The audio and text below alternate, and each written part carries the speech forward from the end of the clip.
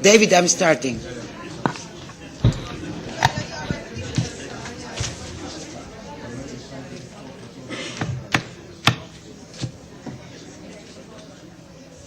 So, good morning, everybody. We will start.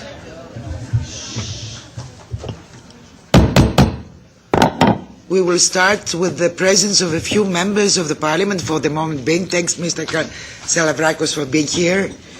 And but with the presence of the petitioners. Who are arriving in large numbers. But, David, this is...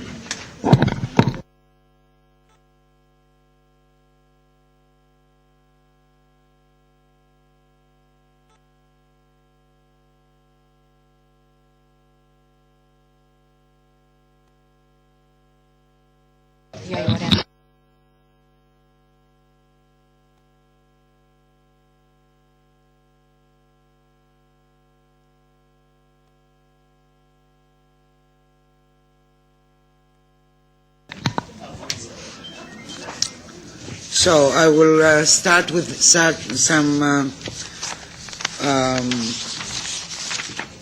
chairman's notes.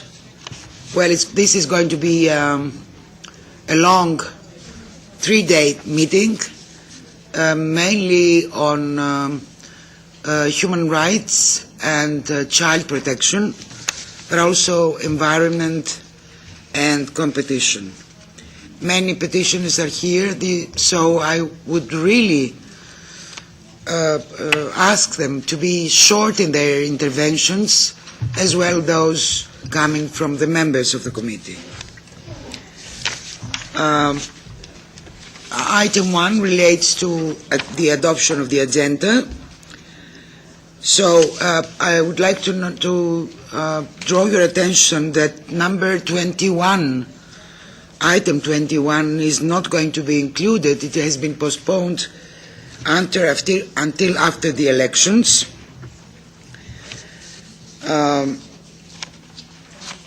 So you also have to, we also have to agree with the minutes of January. If there is no objection, then the minutes may be considered as approved. The annex to the chairman's note has been distributed, and as no objections were received, it may also be approved and annexed to the minutes of this meeting. Members are invited to note that on Thursday, April the 10th, there will be a public hearing on the second successful European Citizens Initiative. The lead committee on this is the Legal Affairs Committee, and Peti is associated with the organization of the hearing. Other committees involved are Libe, Envy, FAM, and Droit. The coordinators will discuss this and report back tomorrow. So let's, if there is no any other announcement, we start with number 5. I beg your pardon. Number 5. Number 5. No, number 5. No, number 4. Mr. Wieland has a nice. Oh, sorry.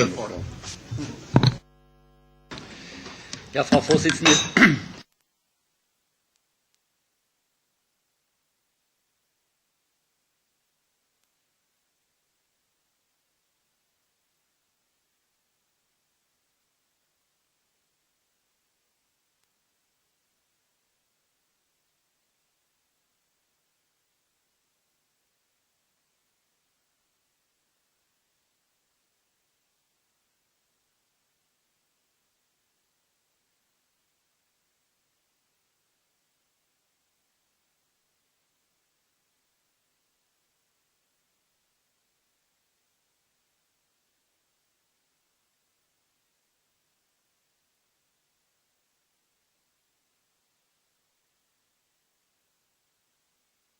Wenn ein anderweitiger Wunsch eingeht, habe ich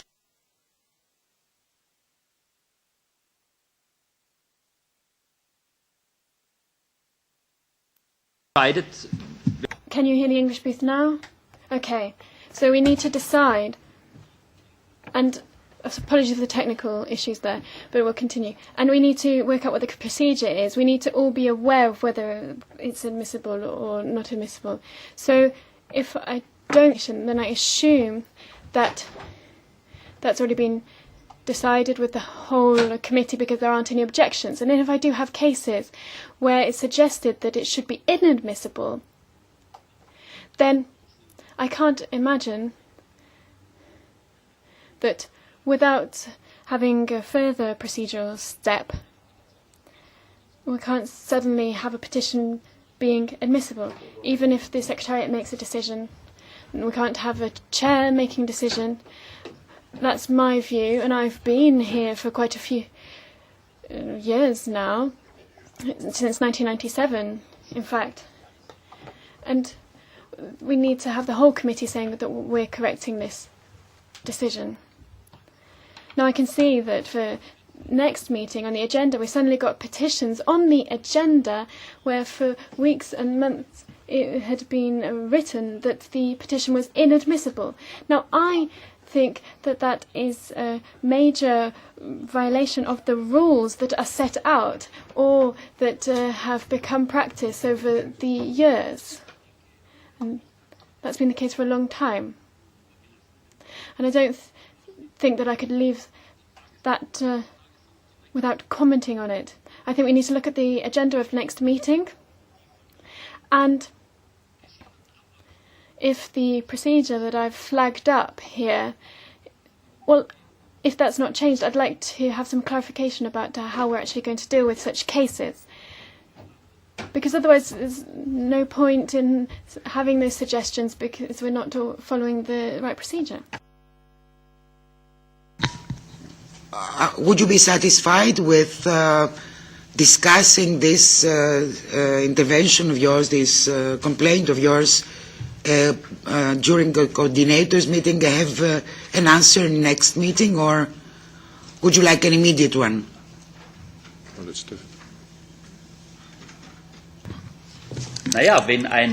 Well, if we deviate from the rules, well, then I could see that well, we'd have to look at that. We can perhaps see what the coordinators would say on the matter. We could come back to that in any case. But as I see it, the procedure here, if it's not correct or if we deviate from it for no reason, then I think we need to stick to the rules until they're changed. Okay, it's already written. Your question is already written in the minutes. So I hope you're going to have an immediate answer to your complaint, to your intervention. Okay? Are you satisfied with it? Thank you. Item 5 now, concerning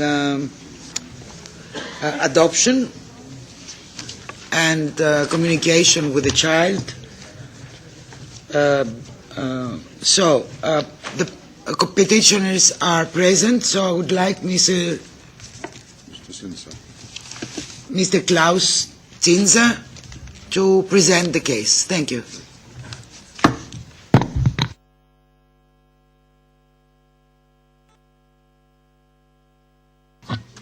Okay. Good morning. It's not on adoption, it's on my child who is in UK. So let me start. Good morning. My name is Klaus Zinser. I'm the petitioner of 12/29/2013 requesting contact to my child. Since my child has been brought initially to UK in June 2009 at the age of 5 until now, when he is nearly 10, he has spent nearly all time in UK. When he was brought to UK, the stay was limited for around 1 year. Therefore, I had a Brussels 2A recognized court order for 2 days a month contact and additionally 2 one-week holidays during summer and winter.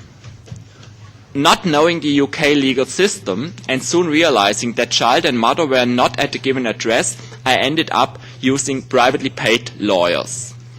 Except a court-ordered contact session supervised from a social worker for less than an hour on 30th October 2009 in a shopping center 200 kilometers away from the alleged address, I have not seen my child at all during this time.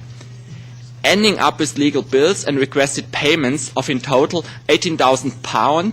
Within 4 months, I had to stop legal proceedings in November 2009. As there was no contact at all, I got a child returned to Malta under the Hague Child Abduction Agreements in February 2011. This was on legal aid, where my lawyers made £52,000 of taxpayers' money. During this time, there were roughly 3 to 4 court hearings in UK. Instead of in total 120 hours regular contact plus 2 weeks in summer and winter holidays a year, I had less than 1 hour of supervised contact in these 2 years. To the £52,000 legal aid, it's realistic that additional £30,000 were spent privately from father and mother in legal services.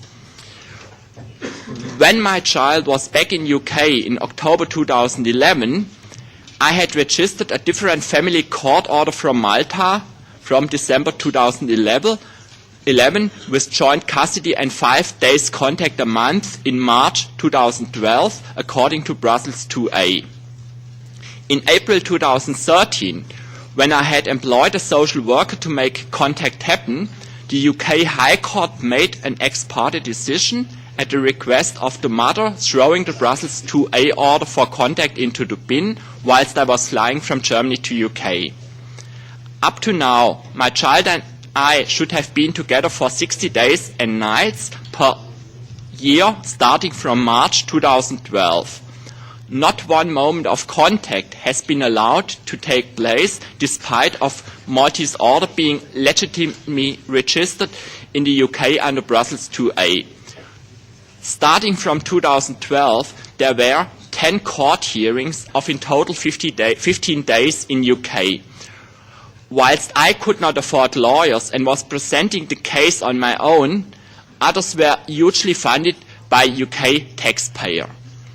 The mother and the High Court legal services have received, that's very conservative, in total a minimum of £122,000 of UK taxpayers' money. Soon after Brussels 2A order was factually thrown into the bin, in June 2013, when UK has taken jurisdiction against the wishes of the Maltese Family Court and the father, because of the delays, I had to start appeal proceedings which led to a return of the case to UK High Court to correct the violation of Article 8 Human Rights Act ordered by Lord Justice Ryder. Right now, I have not seen my child. I have seen him last without the mother in May 2009 at the age of nearly 5 in Malta. In total, since 2009, minimum £175,000 public money plus £30,000 private money was spent in legal services in the UK. Not even 1 penny of this money has been spent on therapy for the child. Instead of seeing my child for in total 2 months every year, 2011 order from Malta, I have been blocked by UK and the mother from seeing him. I request from the Parliament proper support that contact between me and my child can take place. Further, all this spending should be reviewed in detail. Also, it should be clarified why UK does not fulfill international agreements. Therefore, I would like to quote a statement from the Legal Department of the EU Commission. I quote, "If there is evidence in breach of European Union law, this Commission should open infringement proceedings against the Member State to the EU Court of Justice." Further, that's end of quote, "I would like to see the Maltese decision for 5 days contact and joint custody brought back into an order." Okay.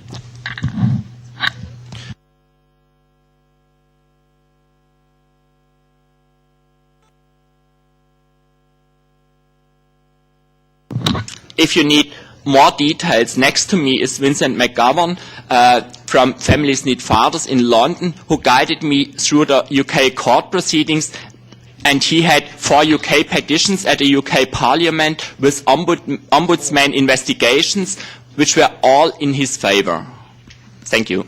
Thank you very much. We will first ask the Commission to give us an answer, and then possibly your lawyer will reply. Thank you. So, Mrs. All right. Mrs. Serdinska from. Thank you very much. Thank you very much, Chair. The case of Mr. Zinser is known to the Commission, as he wrote several times, submitting some of the documents. I refer now back to the letters sent to Mr. Zinser in the past, responding to his claims. However, I will limit myself to the assessment or the reference made to Brussels 2bis regulation, which is Union's law. The Commission cannot assess or take any position on the spendings or financial matters that the petitioner is relating to. It's a question outside the scope of the regulation. Now, turning to the details of the case, or to the details of the claim, indeed, access rights and custody rights fall under Brussels 2bis regulation in cross-border context. However, this regulation is to set the jurisdiction rules, recognition and enforcement of such a judgment. This has been said, it means, or in particular, it means that under this regulation you will find the court responsible to hear the case, and there are rules to facilitate recognition and enforcement. And further, for the enforcement procedure itself, this regulation provides or refers to the national law. So the enforcement itself of any access rights judgment brought from the other member state will be enforced in line with the national law. In the case referred here, it will be under the English law. So in the past, we as said, the petitioner contacted us, and we explained basically the rules of Brussels 2bis regulation. We of course regret very much to hear the difficulties that the petitioner is facing when trying to enforce the access rights order he had from Malta. But as said, we took also, we were provided with the British judgment or English judgment, in which it has been stated that the petitioner had not issued an application with regard to how he would like to enforce the order of the Maltese courts through committal or any other proceedings. So this brought us, so to say, or gave us indication that the matter is around the enforcement of this order in line with the national UK procedure.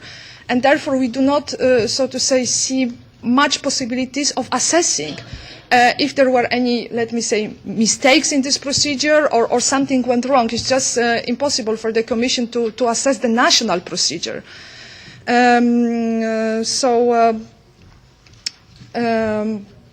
This would be basically all from our side. Thank you.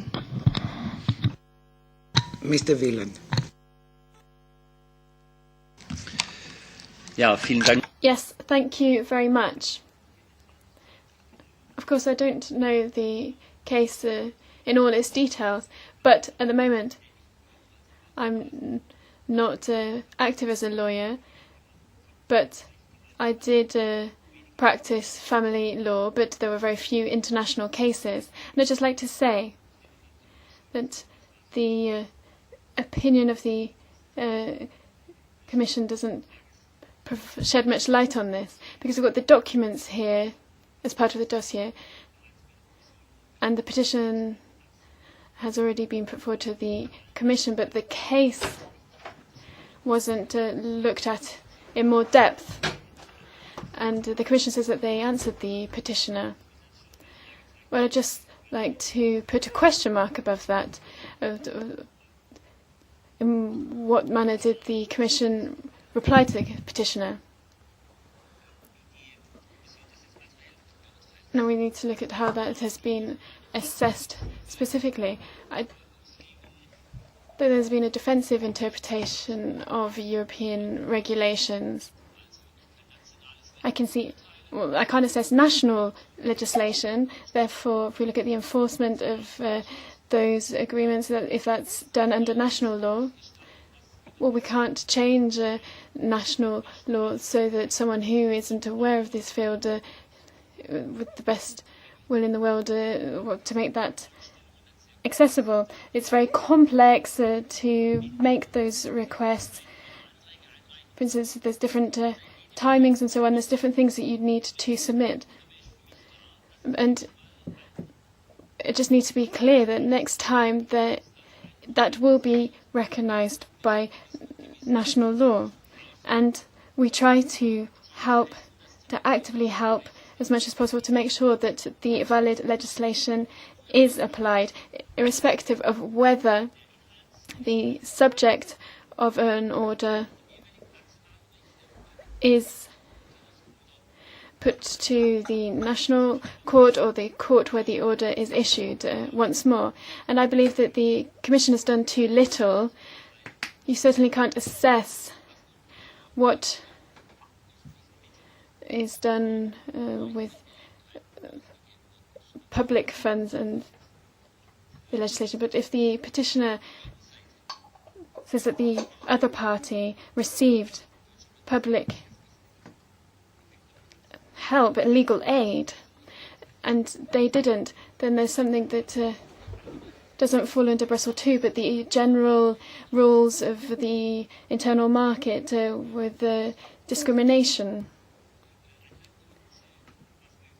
And that the petitioner, as a citizen of the EU, would mean that his rights were violated. Therefore, perhaps we need less of a defensive position from the Commission. I would have expected that if I read the documents. I think we still should say that I don't know.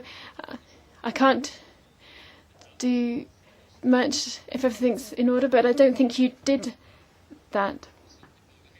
I think we need to help citizens. Ευχαριστώ πολύ κύριε Βίλαν και για την... Thank you very much. Thank you for explaining the human rights dimension of the inequality issue. Yes, please. You're just continuing the question of Mr. Wieland. I would like to ask the Commission to answer which concrete steps did you undertake concerning to that petition, because as far as I understand, you have restricted yourself with the contacts with the petitioner. But what about authorities? So maybe you can provide us with the answer. The second one, Commission is also, as far as I understand, your task has to propose new legislation, and whether you have driven out some conclusions from existence of these cross-border cases which we are looking today. Yeah, which steps in new EU legislation are you ready to propose to resolve this conflict of national regulations and national legislation when it concerns cross-border cases, when as far as we understand is just the problem we are raising today.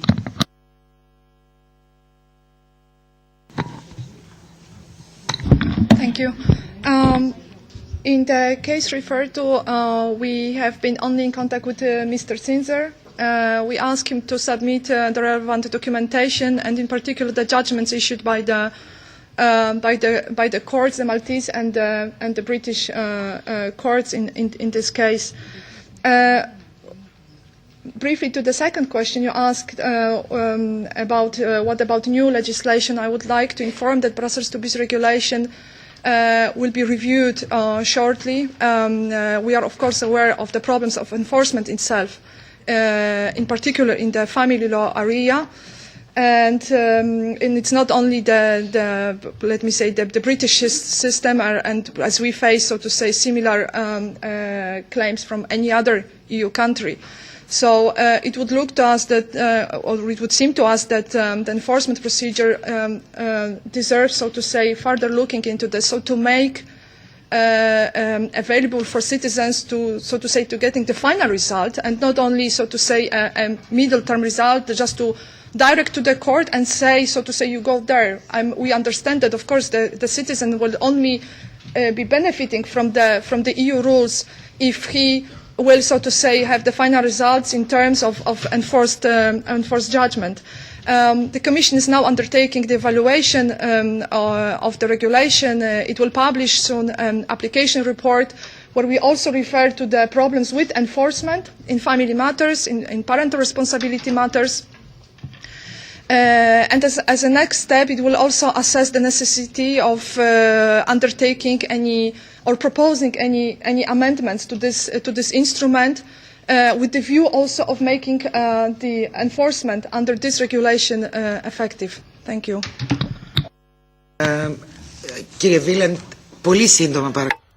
Yes, dear colleague, please speak very briefly so that we can also give the floor to the other party. Well, it will be very brief.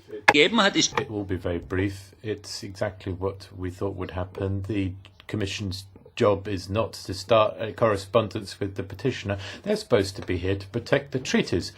And if we're saying that it's a violation of the spirit of the treaty, then we must at least ask some critical questions of the country in question, the country which is dealing with this. It's just... it's not a question of what the courts decide, it's whether what happens between the different courts, the one in Malta and the one in the UK, is correct. There's been a petition here, and the Commission has dealt with this in other cases when there's been companies to have penalties imposed against them because of major infringements, but in this case they're not doing it, and the Brussels agreement, the point of it is not being achieved.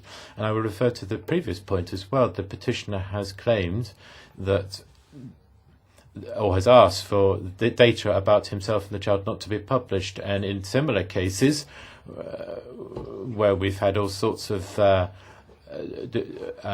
recordings used, I mean, this violates the interests of the petitioner and of his child. You were brief, Mr. Wieland, and you're completely right that the role of the Commission needs to be fought for to a greater extent. That's something that we often don't see taking place in the Petitions Committee. Mr. McGovern, did you want to say something concerning this? To add something, but only 1 minute, please. There is so much waiting for us. Thank you. My name is Elson McGovern. I am the chair of Central and North London branches of Families Need Fathers, and Klaus approached us looking for help in this matter. I have also had 4 ombudsman's inquiries with findings in my favour against institutional, what I call child endangering gender discrimination within the UK social, children's and family court services. On this significant matter of enforcement, I think it is very important that all the Commission understand that in 2011 in the UK there were only 53 successful committal proceedings for enforcement in the UK. Reference Hansard, the House of Commons log. So effectively there is no enforcement. It is not possible for Mr. Zinzer to bring about enforcement. I could, if I was allowed another 2 moments, explain the institutional systems that prevents people bringing about enforcement, if the Commission will be kind enough to allow me 2 minutes. If you submitted this in writing, that would be more helpful, I think, because there are so many similar cases we have to deal with. Okay, please submit this in writing. If you can do it today. Okay, thank you. Thank you. To item number 6, Mrs. Lila Brice, or Brice. Excuse me, Chair. I would have expected that the Commission gives another short response what they are going to do now. I mean, we saw the case, we complained, and there is no second reply from the Commission. I want to have something like a promise what the Commission now is intended to do. All right, yeah. I will ask for you. So, what is the Commission going to do immediately? Well, immediately, I hope you don't expect me to go to UK on my own. But we will need to look at the case, of course, once more and see if indeed to help the citizen who did not, so to say, could not successfully enforce this, to see if from the Commission side any authorities, a part of the courts, can be contacted to see maybe social services who are involved in the enforcement procedure. To see if they could provide more information why in this, so to say, long term it was not possible to enforce this decision. So we are, of course, we are happy to look again at this case, and we were also informing Mr. Sinzer that if there are any additional information which would help assess, so to say, if there was an infringement of EU rules, we would be happy to look at the case again. This goes without saying. For this petition and any other petition in these matters. No, this is not very satisfactory, but anyway, Mr. Iturgais. Mire, señora, igual no se tiene que... Igual no se tiene que ir... I'm not sure that it's just a United Kingdom. Maybe you didn't need to come here because if you're not going to provide any solution, I think your comments are completely irrelevant. So if you're coming here, you're coming not just to provide some comments, but in order to try to solve problems and provide answers and not excuses like the ones that you have just made. Περιμένουμε περισσότερα λοιπόν και γρήγορα. So we're expecting more and more immediately, even from today. And now we move on to the next position by Mrs. Lila Bryce. Well, the petitioners now have the floor. We don't have any time. You'll intervene later.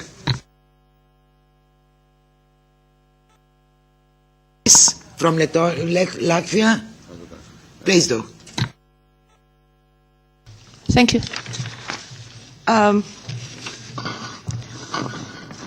My child, a Latvian citizen, Catherine Bryce, also known as Katya, date of birth 30th of April 2008, was removed from my care against my wish unlawfully on 5th of March 2010 based on a document called Section 20, which is not valid. It is breach of the public law outlined to ask Parliament to sign the Section 20 in the manner the local authority of Merton did. The local authority should, at this point, invite the parent to a formal pre-proceedings meeting with his or her solicitor. On that meeting, it would be appropriate to seek consent to Section 20 voluntary accommodation, where this is deemed appropriate and where the parent has been able to benefit from legal advice. The Section 20 agreement was illegally obtained in bad faith and through blatant lying and mispresentation, stating it was for medical and health reasons with respect to Catherine Bryce. Moreover, the Merton were clear about my poor English on that moment, but there was no interpreter, so I badly understood what was going on. The local authority of Merton breached my children's human rights as my older daughters has never who was 18 on that day. She's never been considered as a potential carer for her little sister. It is not a legal valid agreement. It doesn't follow contract law, and it wasn't signed by Merton, not witnessed, no interpreter was provided, and it doesn't clarify or specify Merton's obligations with respect to my daughter. I revoked the section on numerous occasions by email, text and orally. The London Borough of Merton blatantly ignored those demands. The local authority of Merton wrote in the agreement that a notice period of 48 hours should be given. That is illegal and breach of the law. My daughter was placed in a non-Russian speaking environment and since her first language was Russian, she consequently no longer speaks Russian, which led to speech delay. This is to be a serious violation of her human rights, not to speak on her heritage and background. A local authority has a duty to consider a child's heritage, culture, language and religion. When I informed the local authority of Merton I was moving to a different borough, care proceedings were immediately initiated. That is a gross violation with the freedom of movement as described in European law. The local authority of Merton frequently mentions my financial position in various documents. It is not a crime to be financially challenged, and it is absolutely not a legal reason to put my daughter for forced adoption. My daughter was abused emotionally and physically in care on a regular basis, but the local authority would ignore all my complaints and requests to investigate. For instance, on 23rd of March 2011, Catherine became a subject of car accident when was in a car driven by the contact supervisor. The local authority of Merton ignored all my formal requests to the accident and refused to investigate. Merton refused to provide me any information about the car accident. Moreover, my daughter hasn't been taken to hospital for check. On 17th of June 2011, Catherine was taken by her foster care to St. Heliers Hospital emergency department with head injury. My daughter was a subject of Section 20, which doesn't give parental rights to anybody else, and the duty of the local authority is to inform the parent about every single accident related to the child, which the local authority didn't. I was not informed about the accident nor given explanation about the nature of head injury. My daughter was abused by other foster children at foster care place as well as by her classmates. She would be brought to the contact center with bruises on many occasions. None of my requests would be considered. My daughter was also abused emotionally by being told by social workers such as Ruth Wilkinson that her mother wouldn't love her and she will abandon her shortly. On 3rd of November 2010, rehabilitation plan, Catherine was issued. She was supposed to get reunited with her family by 21st of November 2010. On 4th of November 2010, I received an email from Ruth Wilkinson, who introduced herself as a new social worker allocated to our case. Despite the rehabilitation plan, Ruth Wilkinson had referred my daughter to another hospital, the Queen Mary's Hospital for Children, to be assessed by Dr. Nicholas Silva, Associate Specialist and Medical Advisor to the Adoption and Permanency Panel, London Borough of Merton, the member of British Association of Fostering and Adoption, which clearly says that the Merton decided not to return my daughter to her family, but instead to put her out for adoption against my and his sister's wish. Moreover, the local authority of Merton didn't inform me about such referral, nor asked my consent. The St. Heliers Hospital appears to be among the members of the European Organ Transplant Society. Jane Farrer, social worker for the Adoption Agency of Merton, says, "You are a good mother, you have done everything we told you, but life is unfair, and in your case, life is very unfair. You need to be realistic. In my practice, judge had never made decision against social services. You must be prepared to the worst." The notice of final court hearing in respect of my child clearly reflects and proves that Merton would not doubt in the outcome. The note of the court states you need not attend the hearing. Adoption panel, a meeting. In terms of adoption panel meeting, a child cannot be put before the adoption panel without parents' consent if the child is not subject to an interim or full care order obtained through the court. Basically, when a child is subject of the Section 20 voluntary accommodation, the parent has parental rights, and this is not shared with the local authority. So the local authority would have to ask the parent permission to take any action at all. The local authority of Merton sent to me the letter from foster care stating that my daughter was deeply traumatized when she was told about moving to adopters. The local authority of Merton interim that I was inflicting distress and causing my daughter to be ill because I was exercising my legal rights in order to ensure the return of Catherine to my care. That argument has no validity whatsoever. On the contrary, Catherine has stated again and again that she wishes to be reunited with her mother and sister. I contend that is the local authority of Merton that has caused potentially irreparable harm and distress to my child. Dr. Silva, on his report on 25th of February 2013, states, Catherine has been smashing things in her room and has been tearful. She now knows that she is moving on to a doctor's and her emotional behavior has been of some concern. I understand that her mother has been given leave to appeal. If this is going to mean further uncertainty for Catherine, then this will need to be supported and some form of emotional support should be considered. I suggest that this is discussed with KMHS. So the local authority break up my family, causes unbearable trauma to both my daughters, and then put her into child and adolescent mental health services that are supposed to deal those struggling with mental difficulties. In the letter related to the judicial review, the local authority of Merton essentially states that even if the law has been breached, it doesn't matter and it is deemed insignificant. We, the local authority of Merton, are above the law. We can conduct ourselves as we wish and please. Nobody will hold us accountable. However, there is a rule of law in the UK, and even local authority have to obey and abide them. The London Borough of Merton has a propensity to threaten, intimidate and bully my family. This has been demonstrated on numerous occasions. I highlight that adoption agency must not act in breach on European Convention rights, but in case of my child, the adoption agency of Merton did act this way. The local authority of Merton and Kafkas falsely and erroneously stated that I have never revoked the Section 20 agreement. Given so much importance, credence to the... I have revoked this agreement on numerous occasions. Additionally, given so much importance, credence to the expert witness and his mediocre medical legal report and testimony is a fallacy. Additionally, the expert witness Derek Blinko, appointed by Kafkas, was not ordered to assess myself and could not under any circumstances reach those conclusions after a 75 minutes contact between mother and child. In addition, given credence or believing in attachment disorder, which is a catch-all diagnosis of the sort commonly identified with quack practice, is a travesty of justice. The term attachment has no broadly agreed on precise meaning.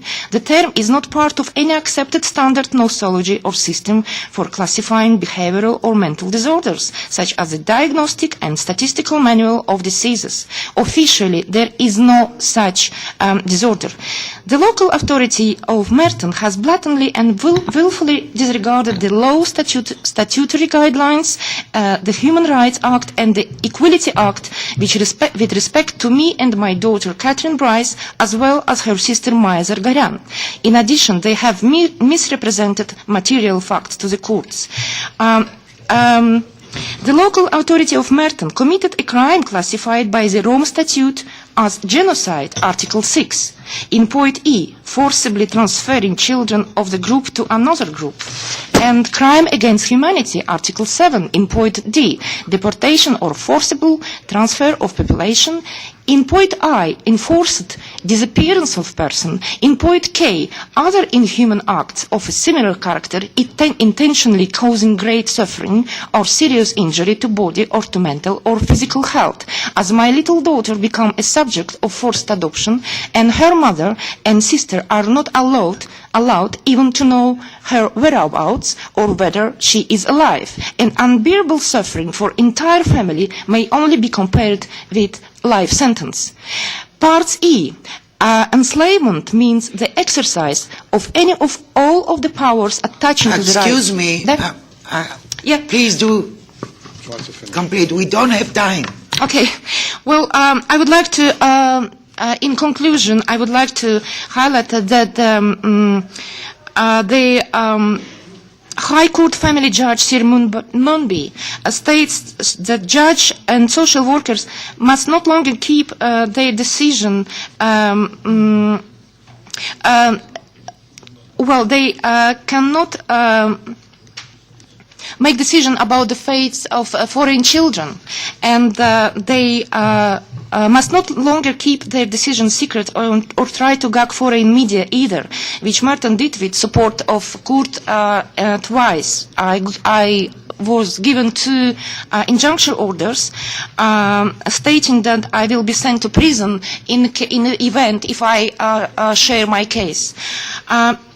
Well, in conclusion, I would like to highlight that the local authority of Merton became a subject of corruption scandal when senior managers were involved, and I believe that my child's case is a great proof of that, and I would like to a committee on petition to consider this case as a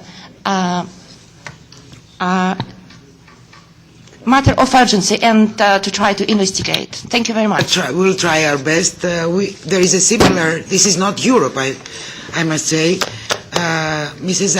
Zargarjana. It's the same or similar case, please.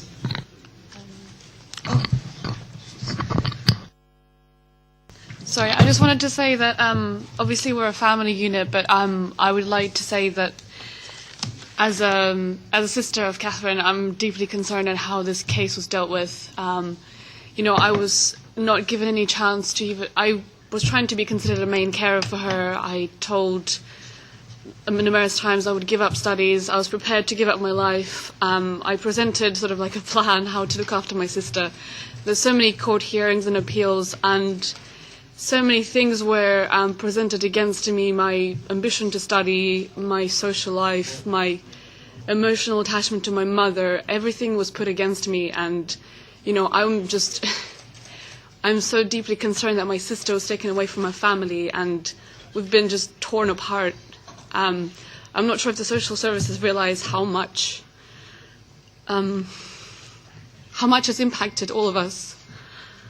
I just wanted to say that I really want to make sure that cases like this are heard, and I'm not the only one whose family has been torn apart. I want to make sure that there's a committee that investigates these cases, and, you know, I just want to make sure that families' voices are heard and cases are investigated, and the system has to be changed. They can't be closed courts because that just limits decisions within the jurisdiction.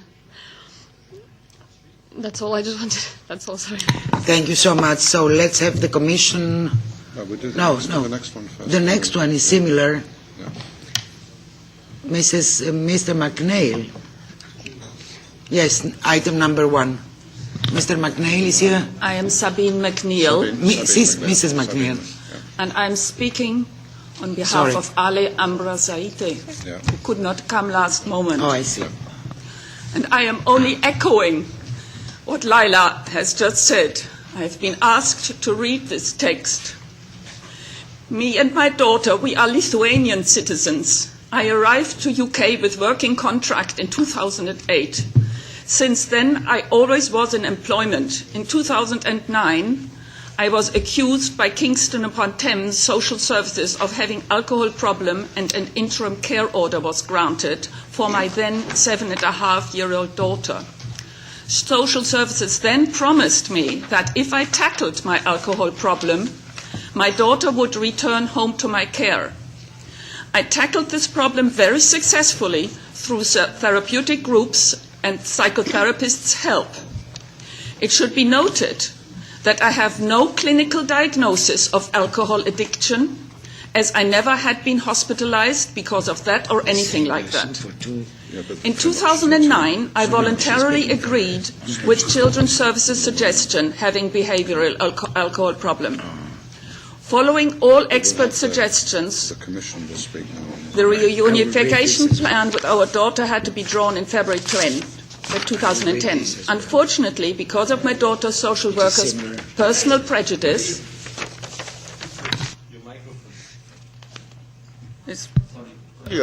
Sorry, the German booth complained that several microphones are open, so they can very hardly understand what she's saying.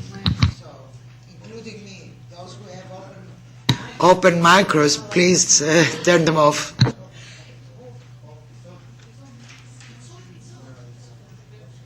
if the light is off, do you want me to start again? You want me to start again? I cannot give you. I think the committee has the text anyway, so you could have it in writing afterwards, I think. Sadly for us, the implementation of this adoption plan started in March 2010. For March 2010, they were deliberately cancelled many of our contacts with our daughter, contacts with the extended family, auntie, grandmother and cousin, sister, who were travelling from Lithuania, were often not arranged. Lithuanian Saturday school was cancelled. My daughter did not get her first Catholic Holy Communion with her class at Catholic school. From June 2010 till March 2011, we had no activity contact. All contacts were held building. I was not allowed anymore to come to my daughter's school events. We were not allowed to speak Lithuanian language. As a result of it, my daughter was brought to long-term foster care in November 2011. The reason for which my daughter was placed in long-term foster care, my alcohol problem, disappeared a few years ago. On 15th June this year, it will be 5 years of my sobriety. Unfortunately, the local authority does not have any reunification plans for us with our daughter. We have contact only once a month for 2 hours. During those contacts, the supervisor does not allow to tell me any word in Lithuanian. My daughter is not allowed to tell how she lives in her foster home. This year, February contact was cancelled because in January contact I told my daughter that she is Lithuanian nationality and that the Lithuanian president and the government know about her and her living in English foster care. My daughter is in the local authority care now for nearly 5 years. She is 12 years old. It is not too late to reunite us in order to enforce my daughter's natural cultural identity as suggested by the UK Appeal Court Lord Justice Thorpe in February 2012. The UK Children's Service should support my daughter's gradual return to my care as it is my child's interest to live in her own family. Furthermore, from June 2009, I fully cooperate with Children's Services and will continue to do so. Why do UK Children's Services at any cost try to keep my daughter in a strange foster family if she can live with her mum and regain her Lithuanian identity, which was lost while in English care? On September 2013, I submitted a petition, Lithuanian girl held as a hostage in UK long-term care, as a complaint over Kingston upon Thames Council's in the UK handling the care proceedings. That seems to be her last statement. I just would like to add that I really can't cope with so many individual cases anymore. That's why I'm point 9 on the agenda for collective petitions. The Commission, Mrs. Bogert.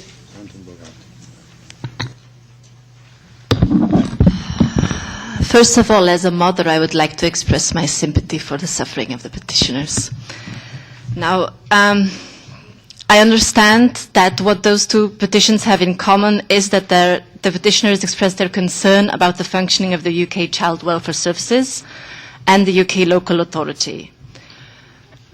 My task here is to assess whether there is a legal basis under EU law for the Commission to intervene. The legal basis which were brought up by the two petitioners orally now in the intervention, which I hadn't seen in writing, were the UK Human Rights Act, which is UK national law, the Rome Statute, which is the International Criminal Court Statute, so that is not EU law either, and the European Convention of Human Rights, which is the Council of Europe Convention. Now, when it comes to possibly applicable EU law, in writing it was submitted that there might be a violation of Article 3 of the Racial Equality Directive and Articles 10, 22, 24 and 33 of the Charter. When it comes to the applicability of the Racial Equality Directive, the Commission would like to stress that acts of a public authority, such as taking a child into long-term care or giving a child free for adoption, are not a service in the sense of the directive. nor do they fall under social protection, because the term social protection under the Racial Equality Directive is to be understood as covering social security and healthcare, but not the functioning of social welfare services. Then, when it comes to the question whether there was discrimination on the basis of racial or ethnic origin, this is apparently also not the case in 2 cases at stake, so from this we can conclude that the Racial Equality Directive does not apply.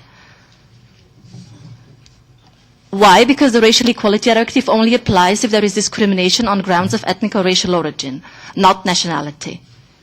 Then, whereas to the applicability of the Charter of Fundamental Rights, I would like to explain that the Charter only applies to it doesn't apply to every situation of alleged violation of fundamental rights. The Charter of Fundamental Rights, according to its Article 51, only applies when the member states are implementing EU law. So the Commission can only intervene in these kind of cases if it is proven that there is an implementation of union law. When it comes to the question whether in these particular cases the UK child welfare services or the local authorities have implemented EU law, this has to be answered in the negative. This is only an implementation of national UK law. This does not mean, however, that there is a lacuna when it comes to fundamental rights protection in the UK. In such cases, it is for the member state, so the UK, and its judicial authorities to ensure that fundamental rights and human rights are effectively respected and protected. So what the petitioner can do is to seek redress at the national level through the competent authorities or through an ombudsman or through the courts.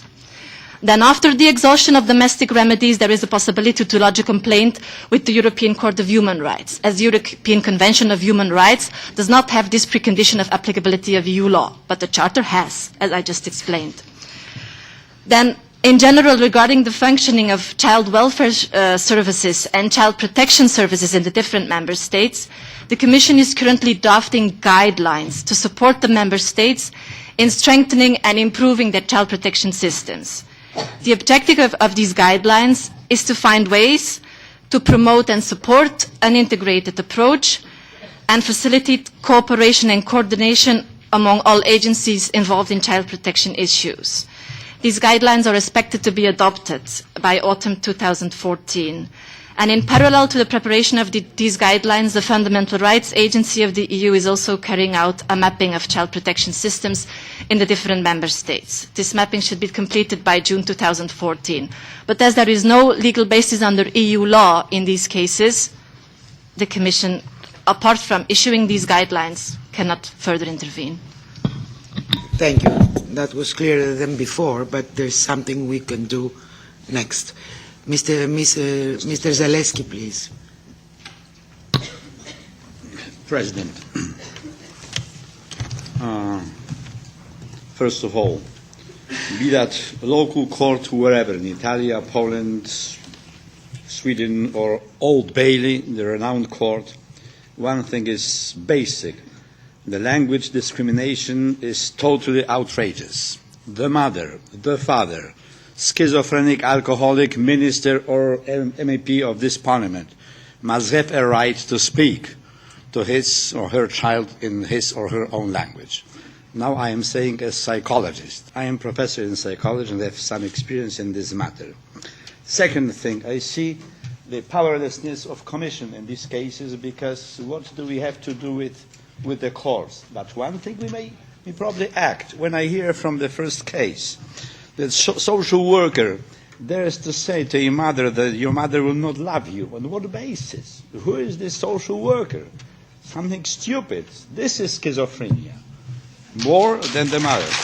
So, and then the other thing which is crucial in the European Union, maybe the Commission can do something, because what I hear that these, or somebody, maybe I missed it, but it was said that the judge will not act against social service, and I think that there is something into it. Both. I have evidence. Yeah. Let me say, both judges and social workers are institutions within a country. Sure, they will support each other. So the petitioner is weaker. And I think that here a commission should do something about it, at least make them aware of the fact who is the power. They cannot influence, but if we don't do anything, it will go like this. The another thing is, I think very dangerous, this labeling. Who was alcoholics or whatever, a thief. I remember a very good study in America, so run by good psychologists, department in particular in Texas, would appear that the judges in America, where law is law, after all, beyond or overall, they tend to label the Chicanos, those who escaped from Mexico to the United States, the parents, mostly in these kind of cases, they are more often psychologically deranged or something, that they are sick, than the white ones. So there is something like racial attitudes, be that England, be that Germany, be that whatever, Malta. Can we do some commission? Can we do some basic propaganda, but something positive, to make people aware what is the institution and what is the child, what is the mother, and so on? Because there are some they are not meeting. Everybody goes by his own line. Who is more power, he decides. And the welfare of child is completely lost. This is my attitude. Thank you very much. Thank you very much. Mrs. Danoka, please. Yes, thank you, Chair. Just to be brief, I am very happy that today we are hearing these cases, which are, I guess, very, very urgent, and we see very similar approach used by UK authorities, which is breaking the independence of judicial and authorities, executional power, and that's the main problem. If we will see further in the Dutch case, we are looking today for this petition the second time, the same we see in another member state. So that's what we have to care, and that's a breach of European law, independence of different branches of power, of judicial power and then the executive power. And here, Commission as a legislator, I guess, is failing on interpretation of existing European law, not speaking about amending it. We discussed this non-discrimination directive to have, as legislator, a horizontal directive covering more cases and covering more scope of application, but we are still here without it. But still we have this racial equality directive, which, by my opinion, I'm not a lawyer, I'm a mathematician, but the Commission is interpreting too narrow. Speaking about this child social aspects, we know that racial equality directive is covering social aspects, and not saying that it doesn't cover just child protection. I guess it is too narrow approach. And further, of course, you have to, using these particular cases, using this opportunity to see into what is the failure of European law, to come with new proposals to this amendment of equality, racial equality directive, or to table and to push over this horizontal directive. Thank you. Thank you, Mrs. Danoga. Mr. Landsbergis, please. Thank you, Madam. I want to say some words on the case of Mrs. Amprosaite, but also is the case about her daughter as well. She is also a human being. The case arises both questions: how to base so long-standing punishment of a child, and it is about European formalism in such a sensitive issues, formalism and growing anti-Europeanism in so many countries. Despite the rights of children, too often are separated practically and legally from human rights, thus even downgraded, I want to raise the question from the very child's human rights side.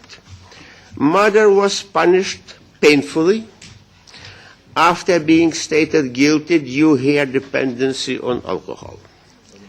When her girl was taken away by UK authorities and put under foster care into a new environment, becoming alienated culturally and emotionally from previous natural for her environment. It cannot be a life sentence, neither to mother nor for child. The times passed, and there are no more indications that Mrs. Ambrosite stays an alcohol user. There are medical evidences to prove it, and it can be made if needed. When the court, probably dictated by almighty social work structures, I would not suspect that some persons they could be interested or have a material interest to give child for those families or couples who don't have children. It would be a crime, of course. But this almighty power of social work and workers, concrete workers, dictating the courts is something unbelievable. So when the court decides to ignore the situation when mother is not anymore alcohol user, and it was promised for her at the beginning, both mother and child stay punished without any end. So when the child is not permitted to join her mother, even to speak in a native language, and to join her mother sufficiently long time cleaned from suspicion about the use of alcohol, from where and on what human basis goes this unbased anymore punishment of child forcibly separated from her mother, as well as from cultural and religious environment? Why the child is guilty? It is out of any reasons. It is a bedlam. Excuse me. Thank you.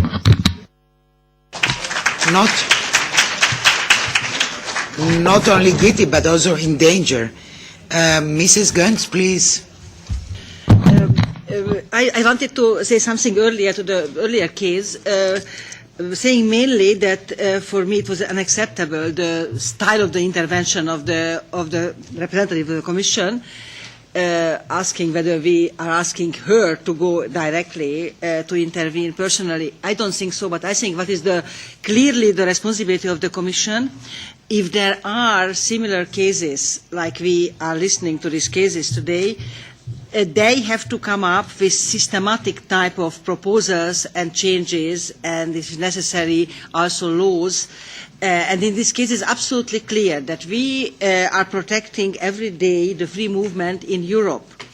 And all of the related issues like the recognition of qualification, the posting of workers, the intercorporate transfer issues, and we can go on and on with these issues. And we are quite negligent with these family cases, which are closely connected with the free movement issues. They are these cross-border custody cases, also what we are speaking here about, these are migrant workers who live in another country having problems with their children.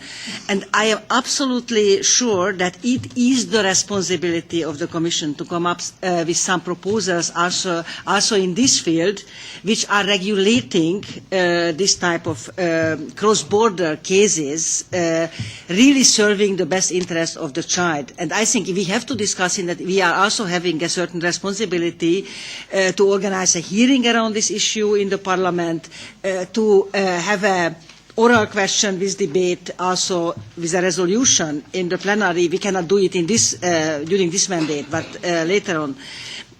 Somehow clearly asking for some regulation in this field, because what these cases are about is clearly not about the best interest of the child. Thank you, Mrs. Gons. Mrs. Wertmann. Yeah, many things. I apologize first of all that I was late, but that's the way it is in this house, that we have 3 meetings at the same time. Concerning the language problem, why can't a child speak in his or her native language? It's also the language of the mother. We have the right, and this must be executed, this right. It's a right of the child to speak in the native language with the mother. And concerning this case where the child was forbidden to talk about how the child was living in this foster home, it's a freedom of speech. How can we forbid a child to say whatever he or she thinks? Who has this right to forbid the freedom of speech or to take away the freedom of speech of a child? I was yesterday in London at an event, and there I learned that a no of a child is actually not a no. It means yes to adults. It's very tragic in this one particular case. But also here, I want to say we must respect the children. We must respect them. It is a respect of a child. The child wants to share the experience with the mom. Where is the problem? It's just a question to social workers, to everyone. A child who has been put in foster care when the mother is a severe alcoholic, I do understand, whereas I have to say I do not know the specific details of this case. But once the mother solved the problem and is willing actually to be in therapy, to be accompanied by therapy, why is the child any longer taken away or held back from the mother? Why? It is the right of a child to be with the mom. It is a right. Where do we have a problem here? And here I come to the Commission. It is a human right to have family. I personally consider the right to have contact with the mother as a human right of every child in Europe. No matter whether an Austrian child lives in Great Britain, no matter whether a Lithuanian child lives in Germany, there shouldn't be any difference. It is a human right that these children have to live with their mom. So here the Commission should come definitely in. What I would like to suggest to these cases is that yesterday at this event that I had a chance to attend and the honor to attend, I learned that the mayor of London and the deputy mayor of London are actually very, in German we say engagiert, very enthusiastic, very committed people. I would like to suggest, without having talked to them before I suggest this, but I dare say that they will welcome this, that you write a letter to them, if you haven't done so yet. You alert these cases to them, or we as a committee can do so. Because I feel our intervention with the mayor or the deputy mayor will probably at least alert them and will probably give them the chance to talk to the necessary services. Thank you. Yet it's the Commission that has to do the most, the best. Mr. Wieland. Ja, vielen Dank, Frau Vorsitzende. Yes, thank you very much, Chair. Just because I would say that I can fully agree with all previous speakers, I'd just like to point to the fact that I think the Parliamentary Committee isn't a talk show. So this is not always usual to have these opinions. We need to remain neutral, but these cases are very difficult, of course. But two things are important. As Madam Wertmann just said, of course, there are lots of reasons here underpinning this, and we shouldn't forget about the rights of the parents. But we're not talking about the rights of the parents, we're talking about the rights of the child. It's the rights of the child that are important here.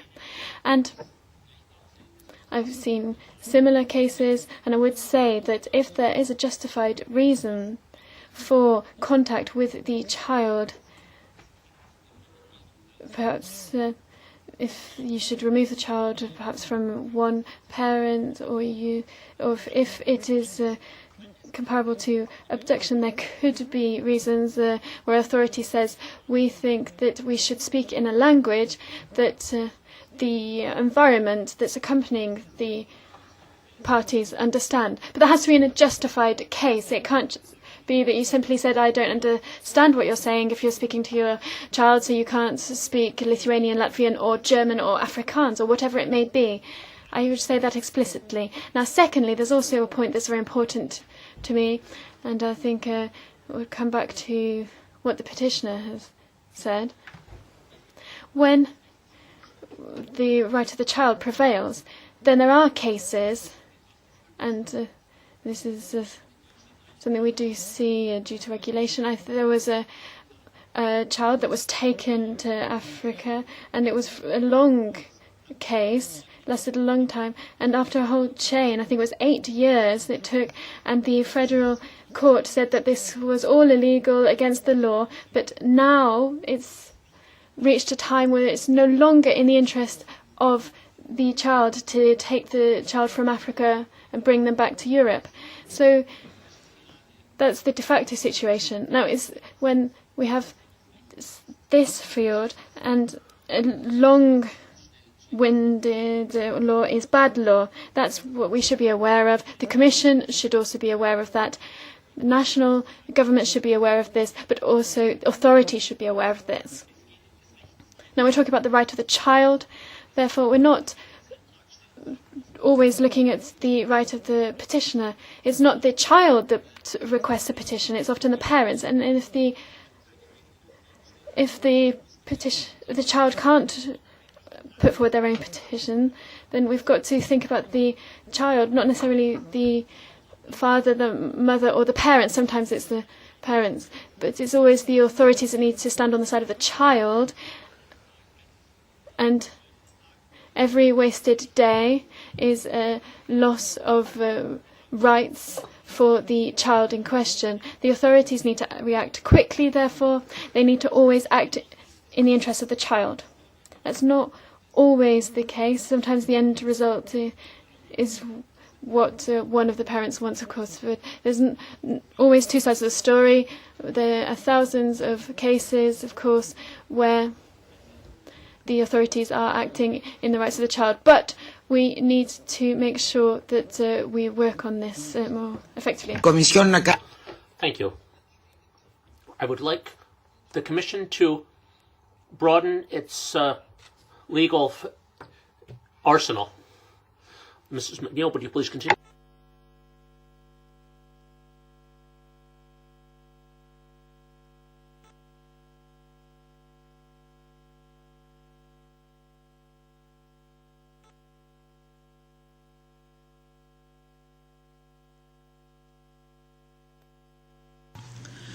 I must say I'm very, very, very tempted to respond to everything I've heard so far, which was shocking in terms of the Commission, as far as I'm concerned, because we are here with a large delegation of people, and I am speaking on behalf of 1,000 children taken a month in the UK.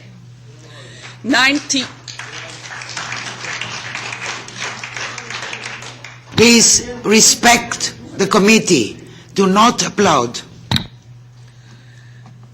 I'm sorry, the F5 button doesn't work. Oh, yes, it does. 100,000 children a month and 90,000 or 100,000 children a month are too much. When are individual cases too much? When is pain too much?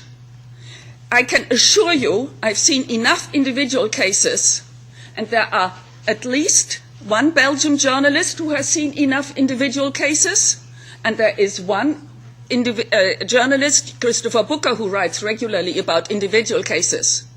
But nothing changes, and nothing has changed in the UK. That's why we are here today. We are here crying for help. There are children screaming to be heard. If you don't hear those children scream, who will? Only the United Nations. That has to be our next step. What are you living if you only preach those wonderful laws? It is exactly the gap that Mrs. Januka has spelled out, the gap between the judiciary and the enforcement. If painting is done, somebody comes and checks whether the paint is done properly. You better check whether the children are kept in their best interest in the social services in the UK. The best interest is they are taken for emotional risk, future emotional risk. And then what happens to them? It is just too much. I can only tell you that. It is a shock therapy that I have gone through over the years. And I'm supposed to convey that in 3 or 5 minutes now. With 32 families sitting there, I have considered one case as the worst one, where the parents are sitting in prison for 7 years. I've visited them in prison. They are amongst 200 who are taken into prison a year. That's what we are facing. John Hemming is the only MP who stands up regularly. What has his activity changed? Nothing. We are here to expect change. Because what's unique in the UK has been mentioned already. Parents are threatened with imprisonment. They are all intimidated. They don't dare to speak out, because if they do, they land up in prison. 200 a year already in 2006. Forced adoption. Ian Josephs is the veteran. He's been watching this case these problems since the 60s. He still gets 6 to 10 calls a day. He is safe because he's in Monaco. He's beyond UK jurisdiction. He calls it punishment without crime. So I republished his website with exactly that phrase. That's exactly what's happened. What's happening? The children are punished and the parents are punished. I'm not so interested in all of these private custody issues either. I'm interested in the systemic, institutional abuse of children and parents, which is an undermining of society. That's what's happening in the UK. And I'm saying that as a German who doesn't have children, who doesn't have grandchildren. But knowing what I know and not to act on it would be against my conscience. These people don't seem to have a conscience. That's what's happening. That's what we are up against. And I thank you for the sympathy with the mother, but I want you to act on your conscience and with your feelings, please. I happen to be half Slavic.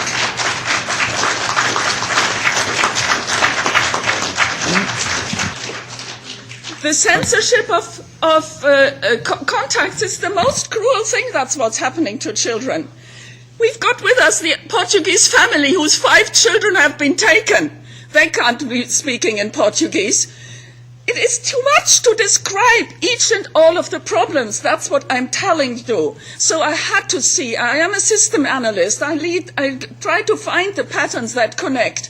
I'm here with people from Wales. They have seen it more closely than we can in London.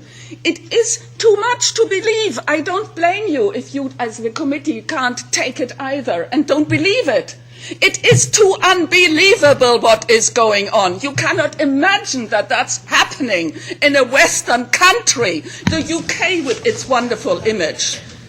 Thank you so much. We are not that unaware of it. But there is this legal gap that we are dealing with, and we have to complete it. It's a big gap, I'm afraid. And this is a destruction of the European idea. I completely agree with you. It is absolutely too much. Thank you so much. Oh, yes. I would like to complete this first circle of... Does she have any more to say, or is that... Oh, no, sorry. Yeah, please. She hasn't finished. She hasn't finished.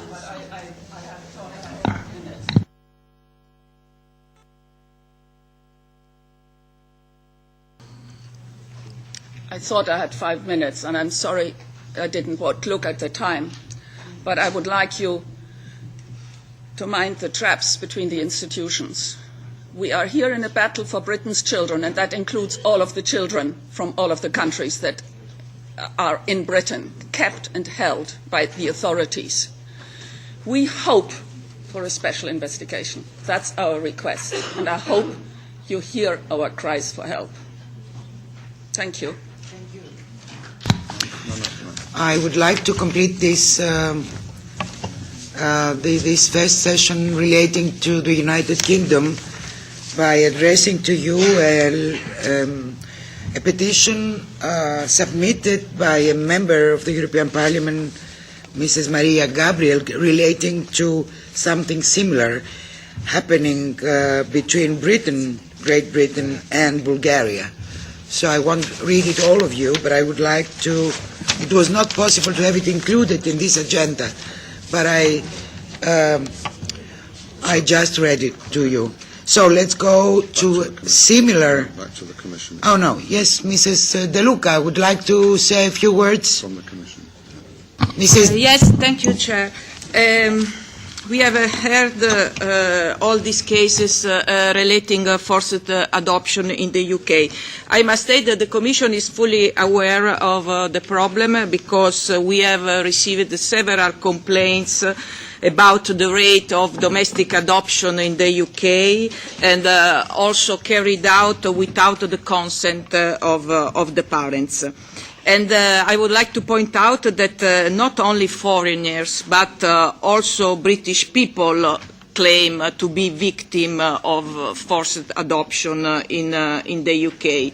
Indeed, the complaints which were received directly by the Commission came all from British people, for instance, from grandparents of children who has been put up to adoption without the consent of the mother. Normally a single mother also. Indeed, there was already a study of the European Parliament dated from 2009 which identified the high rate of domestic adoption in the UK compared to the other member states. And a majority of these adoptions are carried out without the consent of the birth parents. So the problem is well known. What the Commission can do, not much, because you know that the issue of adoption is not currently regulated at the EU level. International adoption is regulated by an international convention, the 1993 Hague Convention on Inter-Country Adoption, of which all member states are party, while domestic adoption, national adoption, are in the remit of the member states. So it means that member states can regulate as they want the issue of adoption.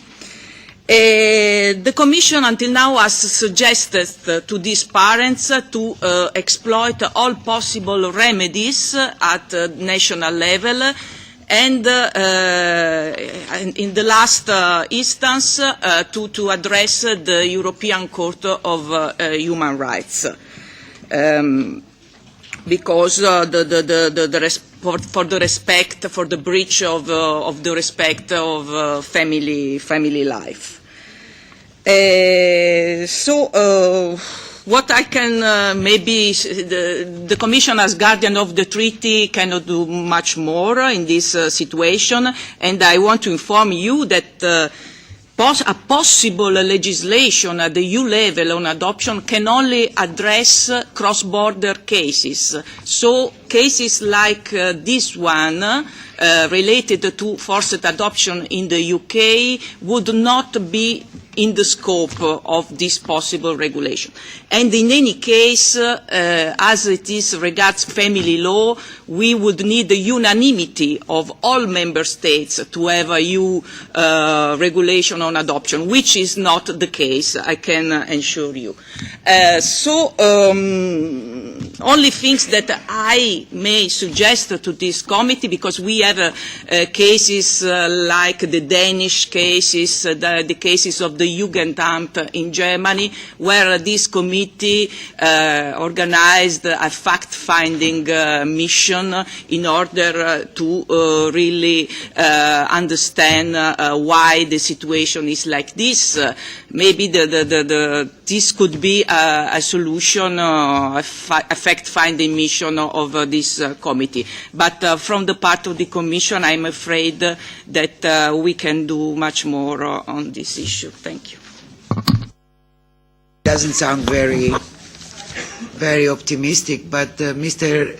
Kazbetia had already asked the question, and that will... Gracias, Presidenta. Thank you, Madam Chair. First of all, I would like to express my solidarity with the petitioners. These are real cases of very deep human drama. And when I was hearing the explanation of the facts and events,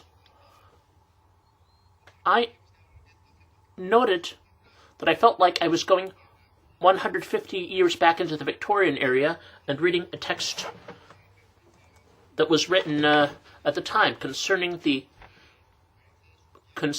prejudices and the archaism of the shown in the authorities, in the decisions made by the British authorities.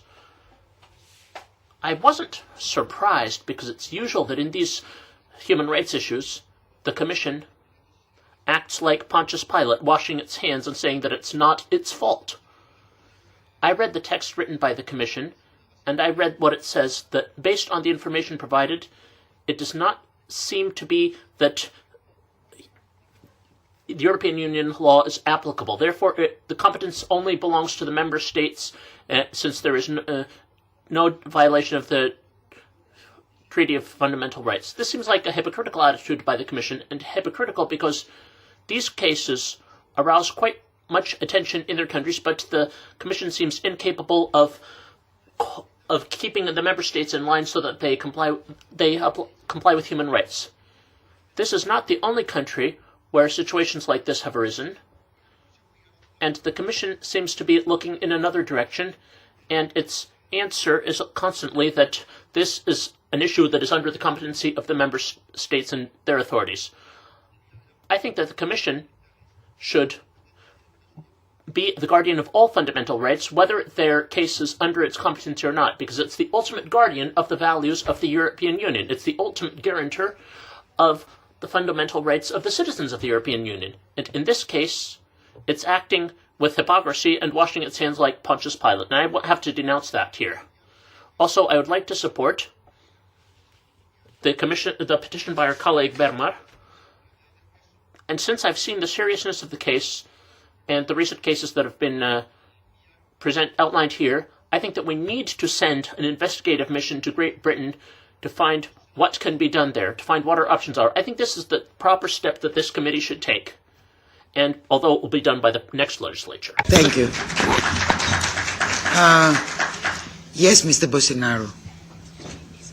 Madam Chair, very briefly, because it's not only unacceptable, it's just fundamental to be condemned by our Peti committee. I would like very much to suggest the idea first, yes, a fact-finding visit to UK, but when putting together UK and Jugendamt and Denmark, I think that the next Parliament should organize a public hearing about the state of play with those absolutely unacceptable cases, and I really hope that a successor of Madam Reding will come up to that hearing to tell us about the rule of law, because here is just about the rule of law. When the parents are depossessed brutally by their kids without their consent, this is not about human rights. This is not about European values. It's I refrain myself to say a tougher sentence, but it's not draconian or any kind of other draconian regimes we experience all along the history. And after such a public hearing with the Commissioner, we shall probably consider the possibility to launch the idea of an European citizens' initiative to stop, to ban the abusive way of taking away the kids from their families, parents without consent, because we can simply not accept the fait accompli done by member states which behave in that way. It's just unacceptable. We have to stop it, and this will be one of the most painful legacies for the next committee. Thank you. Mrs. Wertmann, I would not give you the floor now. Please, I know what you're going to say, but Mr. Mayor would like to intervene. We are out of time, you know. Mr. Mayor. Muchas gracias, Presidenta. No. Thank you, Madam Chair. I will be very brief. I agree with the proposals made by our colleagues. The petitioner has made a statement that I believe, from the humanitarian point of view, is flawless.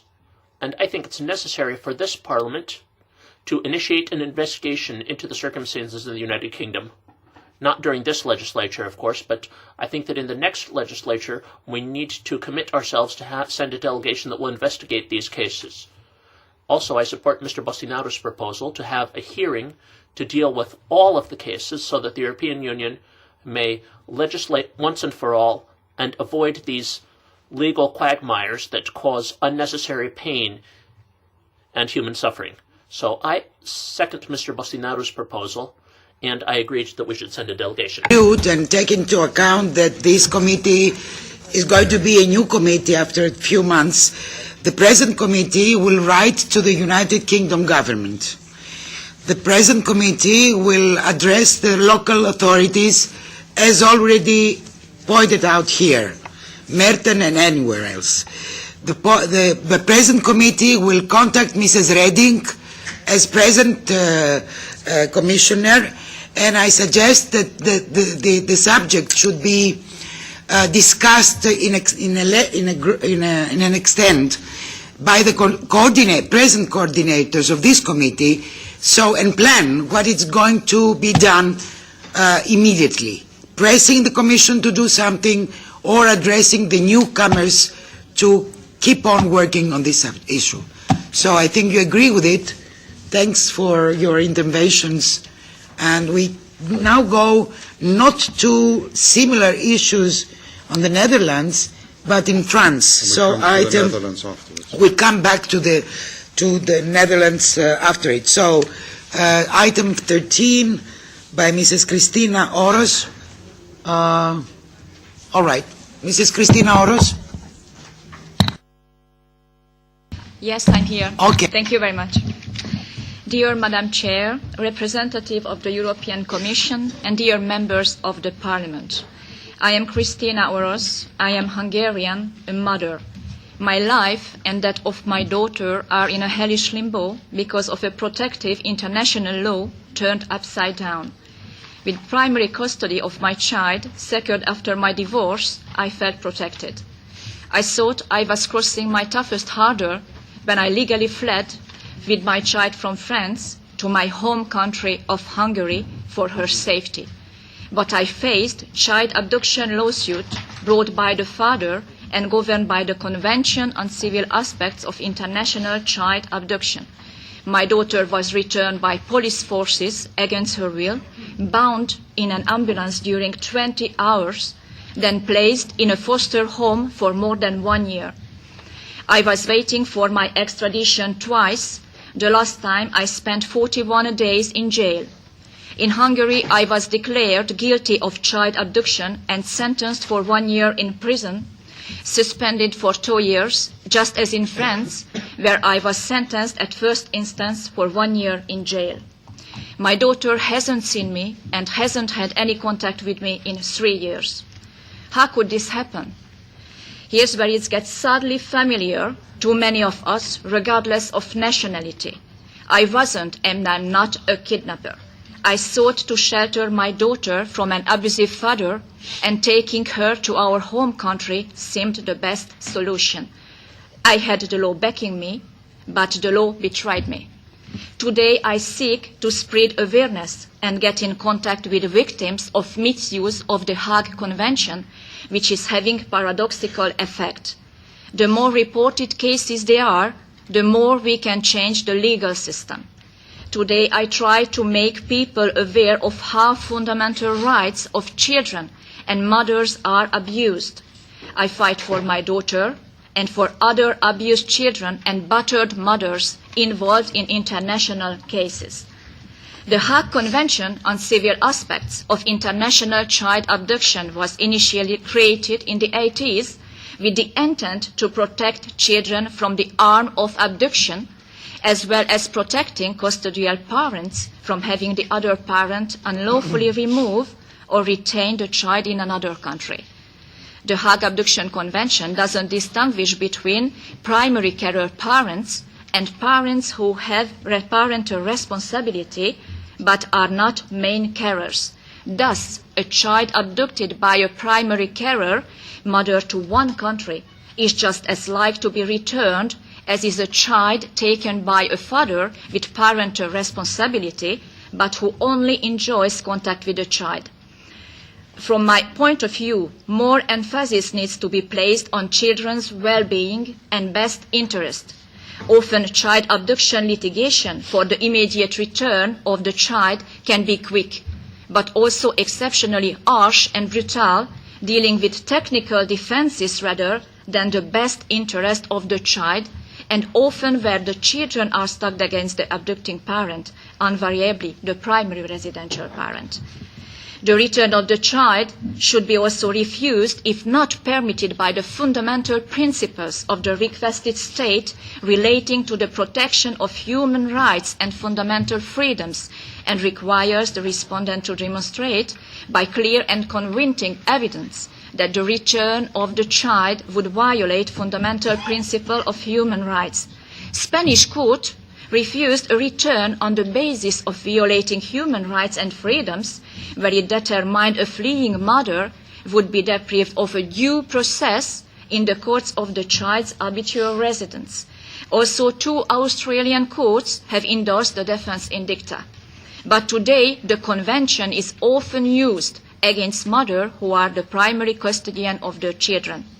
The drafter of the Hague Convention assumed that the international child abduction almost always harms the children. In my opinion, one of these situations in which abduction may be unbalanced beneficial is when a primary caretaker removes the child from a home filled with domestic violence. Today, many so-called abductions in which Hague intervenes occur when mothers attempt to escape family violence with their children in tow. In other cases, serious and credible child abuse allegations are made against the parent the victim tried to leave, but the court in the abducted nation returns the child anyway to their abusive parents. Even so, the primary custodian cannot safely return with the child or place them into foster home. They do this with the belief that the foster care in the child's place of habitual residence is an appropriate placement until the allegations are resolved. In cases where mothers cross international borders with their children to escape abuse or other domestic violence, they are treated as criminals, they are prosecuted and risk prison. They are not seen and recognized as women seeking for safety for their children in their own lives. The convention relating to parental abduction often fails to properly address the situation of parents who flee to protect themselves or their children from abuse. In some instances, moreover, the law may increase the risk to those who have been abused. The Convention makes almost every domestic violence victim who goes abroad with her child subject to the remedy of return. While a petitioner has to establish a prima facie case under the Convention to obtain relief, the two most important requirements that the child be wrongfully removed from its habitual residence are easily satisfied. Common sense might dictate that a victim who removes her child from a country in order to escape domestic violence has not engaged in a wrongful removal, or that a mother who removes her child from a place where the mother has been forced to live under penalty of death by her child's father has not removed the child from the child's habitual residence. But the case law of the Hague Convention sometimes lack common sense, in my opinion. The Convention framework works best for those abduction it was designed to address: abduction by parents seeking to gain litigation advantages, or abduction by non-custodial parents attempting to circumvent custody orders. In this situation, the abductors asked for selfish reason, and most children probably will be harmed by the abduction. The Convention, however, operates to the detriment of children when its remedy of return can be invoked by a father who has abused the child or the child's mother and caused her to flee for safety. In this common scenario, the remedy of return jeopardizes the children's and mother's safety and the children's well-being. Reforming the Hague Convention on child abduction is an important task. The objective of the European Union is to create consistency of laws, regulations, standards and practice of member states, and certainly must be a challenge to harmonise family law. Also, Switzerland is not a member of the European Union. Its relationship with the member states remains paramount importance. In 2007, Switzerland took decisive action to protect children who were being harmed by the application of the Hague Convention, and its parliament passed the Federal Act on International Child Abduction and the Hague Convention on the Protection of Children and Adults, called Swiss Act, entered into force in 2009, giving important and necessary guidance to Swiss courts about the phrase intolerable situation in Article 3b of the Convention. The Swiss Act also directs courts to appoint representatives for children in Hague child abduction proceedings. Contracting states of the Convention should follow Switzerland's example and adopt similar reforms. Reformers in Switzerland became concerned about the application of the Hague Abduction Convention in these defences in particular after they observed the child custody case of Russell Wood and Maya Wood, known as the Wood case. Switzerland proposed to the international community that a new provision be added to the convention that should supplement Article 13b. After the fifth meeting of the Special Commission to review the operation of the Hague Convention had in 2006, the Swiss delegation introduced a working document entitled Return and Best Interest of Children, would allow a court to refuse... Conclude, because... Yes. The court to refuse to return the child if the following criteria were met. The placement with the applicant is not manifestly in the best interest of the child. The abducting parent cannot care for the child in the child's habitual residence or cannot reasonably to do so. And the placement in foster care is not manifestly in the best interest of the child. Unfortunately, this proposal was rejected. Two more phrases. The Swiss demonstrated that the Hague Convention defences are interpreted too narrowly in various scenarios, resulting in harsh outcomes for the children involved. These scenarios typically involve abduction by primary caretakers. The Swiss legislation is also admirable because it directs courts to appoint counsel for children when their parents are parties to a Hague Convention proceeding. Switzerland's automatic rule has the advantage of eliminating parents' and courts' discretion on this issue, a discretion that has caused inequities in the protection of children's interest. The Hague Convention, which was meant to... Yes? People will not be permitted to present their own cases. That's important. We have only less than 1 hour and a half. Okay, so court in the European Union would be well served to consider the Swiss legislation that seeks to improve the application of the Hague Abduction Convention by defining intolerable situation and requiring the appointment of counsel for children. Thank you very much. But now the Commission, please, Mrs. Villar-Badia. Please be quick. Yes, thank you, Madam Chair, and thank you to the petitioner for this thorough presentation. Well, first of all, let me say that we are very sorry about all the difficulties that you've gone through in your abduction processes and in the current situation in which your child is in France. Sorry. Yeah, sorry. So, well,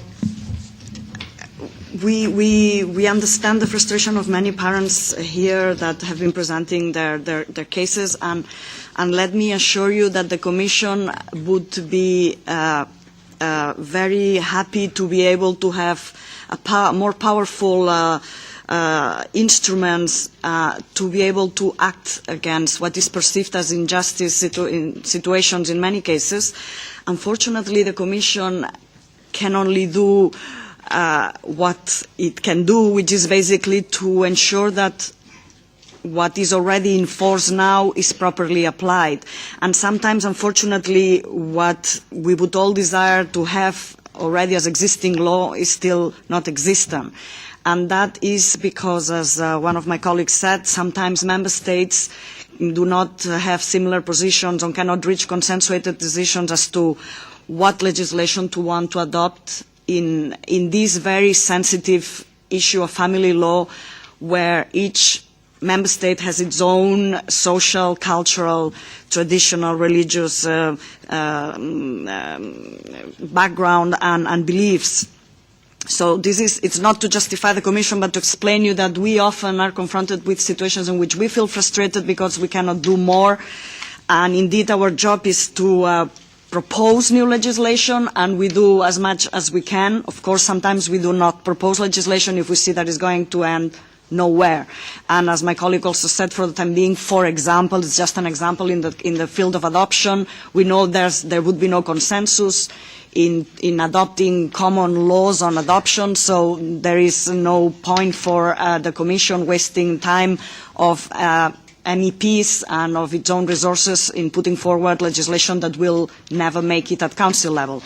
Well, all this having been said, we understand that in the case that has just been presented, there was indeed a decision by Hungarian courts stating that there had been a case of abduction. Now, this obviously is based on the current Hague provisions as they stand, which the petitioner doesn't believe are fair or logical or reasonable in all situations. Unfortunately, the Commission is not the body to judge whether the Hague Convention provisions are adequate. The Commission can only ensure that its own regulation, the Brussels II regulation, which complements a convention which has been adopted by member states at international level, is applied correctly. So it is good to hear the views of citizens and petitioners, but unfortunately there's so much that we can do anyway. So there was, on the basis of current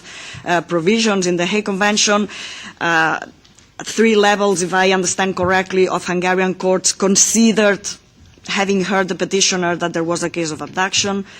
Subsequently, the European Court of Human Rights in Strasbourg considered that, in fact, the return of the child back to France was done in too long a time, so that there were unjustified delays. And so it seems that both the Hungarian courts and the European Court of Human Rights did not question the fact that there may have been an abduction.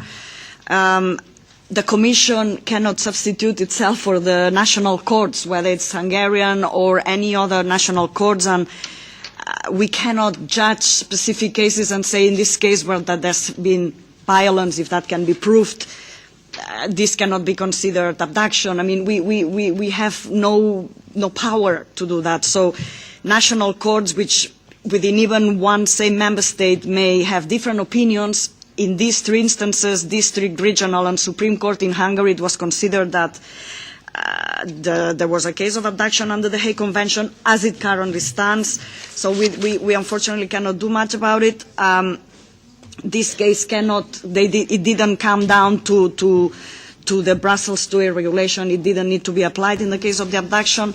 Now we are very sorry to hear that you're having trouble in seeing your child, which is... Could you please come with a suggestion rather than...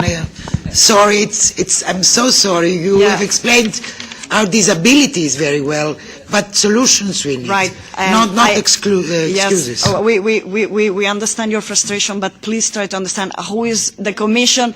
No, I understand, but I mean, the Hague Convention is an international instrument adopted by member states. Let's try to do how we can deal with the Commission, the Council and the European Parliament.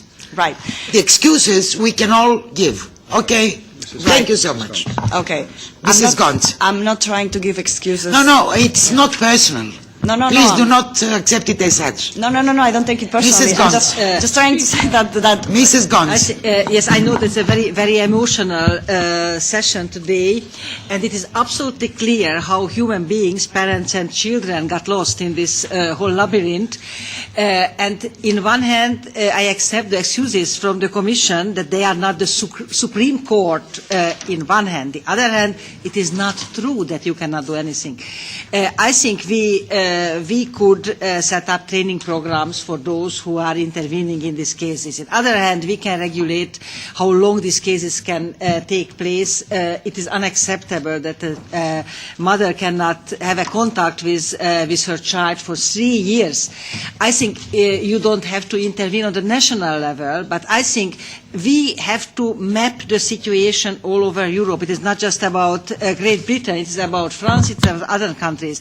And I think the Commission should come up with a working program how to move on with these cases, from mapping, training, international regulation, recommendations, and so on. And it is totally missing. You are going into the individual cases and you are saying that we are really sorry we don't have any competence. It is not true. We had competencies in terms of other police trainings, competencies regulating other type of issues, cross-border issues. I'm absolutely sure that the Commission has competence to come up with this type of working plan. Thank you, Mrs. Gons. Mr. Zaleski. President, one more time in short. I think that the numbers start to speak for themselves, and I mean the children, number of children, and they have the association that, not comparing, but having in mind our concerns about the energy issues in Europe, Ukraine, Putin. I think that the issue of children, mostly intercultural parents, must be more salient in Europe. It must be spoken, must be vivid. And I think that the duty of our Commission and this Parliament, of which I am a member, for the next legislature is something to do on the global level. Not just single cases, but there are thousands of them and there will be more and more. Most often it is so that the right in these court cases is stronger on the host parent. And of these, more often this is the father from Western countries. This is what the statistics say. So the action in this regard is really more than needed. The higher economic, that's my argument, status of these countries, I mean Western comparison to the Eastern, does not go hand in hand with better child welfare, and we have to understand this psychologically, than in the poorer countries that are represented more often by the Eastern European countries. We have to be aware of it. If it's not the issue undertaken by the Commission in the sort of global policy, so there will be a single case in this harbour, elsewhere in Marseille, and then the cases are lost. There has to be some more global policy elaborated, and during the next 5 years status, I think it can be more more often spoken, done something, and this is the duty of our Commission. Thank you very much. Thank you, Mrs. Wertmann. Things. I'm once more shocked that we cannot stand up as the European Commission for the human rights of the child, because if the child and or the mother are being abused, I think we have a human right here. We have to protect the child and the mother. If the mother's most important duty in her life, in her biological life, to protect the child from an legally abusive father is neglected, I think we should not even sit here anymore. We are by no means judges, we are by no means courts, but one thing has to be clear. We, as well as the esteemed Commission, have to respect and have to stand up for the human rights, for the women's rights, and most important, for the children's rights. And this is part of the children's rights. Child's rights, that we actually respect the child's right and rights to have a childhood without the violent experience or any violent experience. If we must do it, it's our, and in that respect, I think we should continue. And yes, of course, court cases last way too long. I don't see any reason why we should support the long duration. I'd rather see some regulation here that certain court cases cannot last longer than this or that period of time. Whereas I have to say, I know the Hague Convention very well, and I must say the Hague Convention has actually described it very well, the duration of time. Thank you. Postinaru. Briefly, Madam Chair. Colleagues, do you remember recently we have discussed about Drosophila melanogaster? And we've been told by the European Commission, yes, there are rules how this little insect can cross the borders, what are the obstacles, what are the checks in the airports, and so on and so forth. Drosophila melanogaster, it is a part of the EU rules and regulations, but the kids are not. We are told now again and again by the European Commission, okay, it's nice, it's dramatic, it's painful, do exist, but yet we have no powers. I see no will and wish from the Commission side, at least, to build up guidelines for the behavior of the member states, our member states, when involving EU citizens belonging to different member states, when involving kids with one parent with one citizenship, another with another citizenship. How to address at least this issue. No idea to start working on that. No idea of collecting opinion and information from member states what to do, because it's so easy and so convenient to say, sorry, we can do nothing. But to see, yes, we can do something, A, B, N elements, because the Parliament, I'm sure, the Parliament will be willing to work with the Commission to regulate on the problem of the children, as in the case of Drosophila melanogaster. The comparison is maybe not fair, but this shows the huge gap in perception and in action from the European Commission side.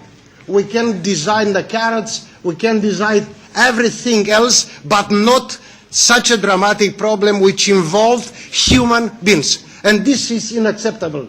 European Commission, you cannot continue in this way to say, sorry, our hands are locked, we can do nothing. Please start doing something and the Parliament will be on your side. But stop complaining about you're powerless, because if your power is indeed insufficient or is not existing, it's better to build up another system, because now in May, the European citizens in our member states, including the mother and the father, which are depossessed, will question us, you the MEP, what you can do for my tragedy. And I will tell, sorry, the European Union is beautiful, it's a masterpiece, but when it's about your kid, which was taken away by abusive discretionary authorities, we do nothing. If it's so, we have to change the rules for the European Commission. Stop. Okay. Thank you. I would remind also that we have an internal market with a free movement of cultural goods, a special directive, and there is a problem with adoption and these difficulties. Would you like to speak now, Mr. Jan? Okay. Chair, I think the basic comments are something that I make, and also Victor De Sonero, I think I'd just like to put that on a more positive note. We need to recognise on the other side of the coin we've got the different rights here, and it's the member states, of course, that have their own competence there, and they defend their own legal measures. Now they feel attacked and they say, well, of course that's not the case under Brussels 2. But I'd like to call on the Commission that we all know that there are problems. They've got allies here. We've been to Denmark, Spain, Germany. We've been on fact-finding missions, and we've always got the debates there where member states say that that's our own competence, that's our responsibility. Thank you for coming, MEPs, they say. But for this issue, we are responsible. They try to do that with all different types of measures. There's a lot of resistance, and so I say to the Commission that we're allies. We're trying to defend the rights of the child here in Europe. We're trying to establish the right basis. And the second problem, and I think here, if we've got the rights of the child, it's difficult when there are divorces, separations, and the parents argue about the children. And what I do recommend, I've already recommended one thing to the previous speaker, but I think we're going to have to look at this in the next legislature. We're going to have to discuss that with the Commission and with Member States. We're going to see how we can improve the fate of children in Europe. But second, we also need an advisor for the parents that are affected. I'm not a lawyer, as I said, but we do know that this is a very painful story for many different people. We've seen that on our fact-finding missions. And if we look at the Hague Convention, we're talking about different points from the perspective of the child. And if you've lived in one country for 10 years, say, that they've been born and raised there, then the child's perspective, their focal point is that country. And then if there's a separation, there's always an argument, and then it's often the one partner who goes back to their home country. And we have to be clear that if they do that, then their legal position has worsened considerably. We'd have to let them know. That's what the advisor needs to tell them. For instance, if you've lived for 10 years of your marriage in one country and then you leave, that's perhaps often the first mistake that you can make. And when you could say that I'm justified for whatever reason, I'm going to pick up my child, perhaps the other partner comes, or whichever partner it is that you're accused of abduction. And then we could see the need for an advisor that would stop these situations, because there's different countries involved. One person's in the country, the other isn't, and there are different issues there.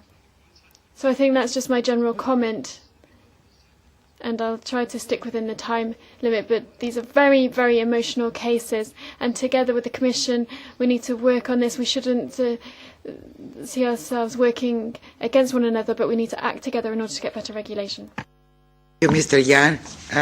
We'll go straight. I will give you the floor after completion relating to children, Mrs. Badia. Now we go to item 12. Relating to the Netherlands. Mrs. Antonova. Mr. Antonovs. Is present, is she? Mr. Yes, right here. Yeah. Oh, so Antonov. Antonovs. No, right. sorry. No problem. Can I? Yeah. Please do.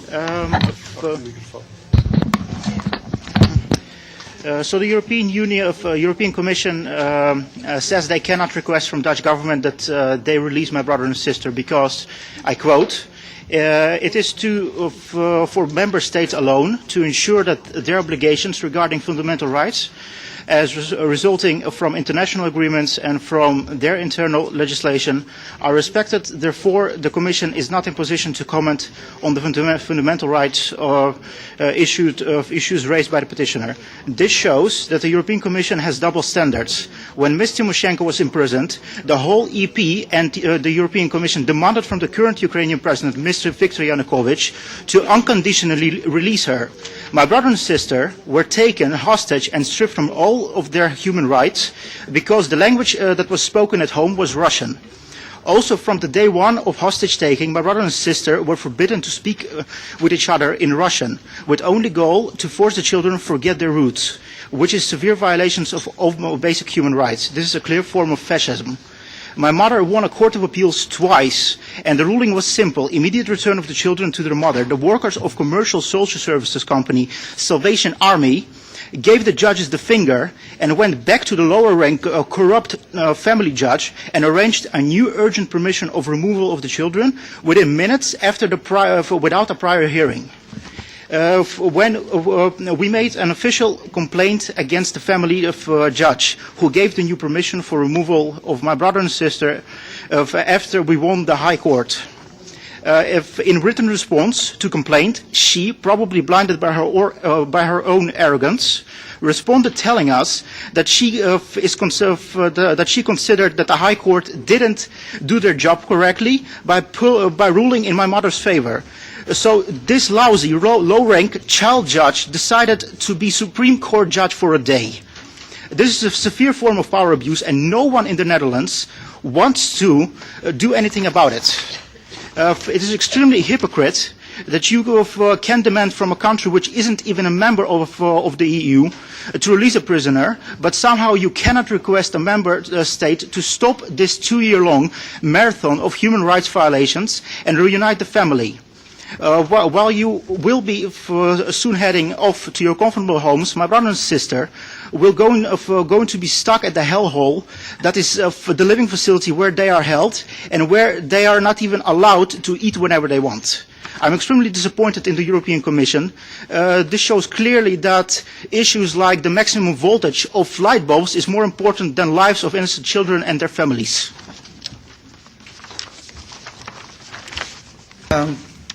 We have a video now. We may watch a video now relating to this item, please.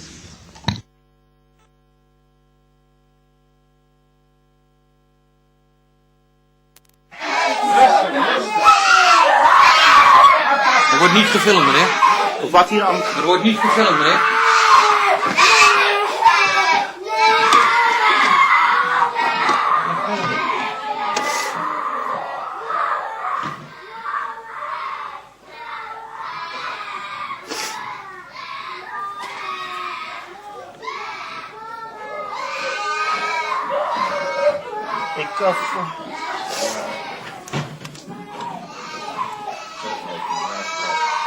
Wacht even. Ik moet een bepaalde bewijs van massa hebben.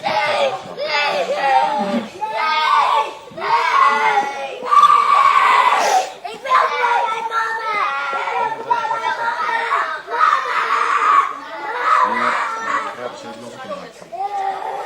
Pardon? Ja, maar dit is ongelooflijk. Jullie hebben tot nu toe ook eigenlijk amper wat gedaan. We hebben aangifte gedaan tegen de ex-man die de kinderen mishandeld heeft. En jeugdzorg doet er alleen maar alles aan om de kinderen met hem te krijgen, tegen hun zin. Maar het is ongelooflijk. Kijk wat er nu gebeurt.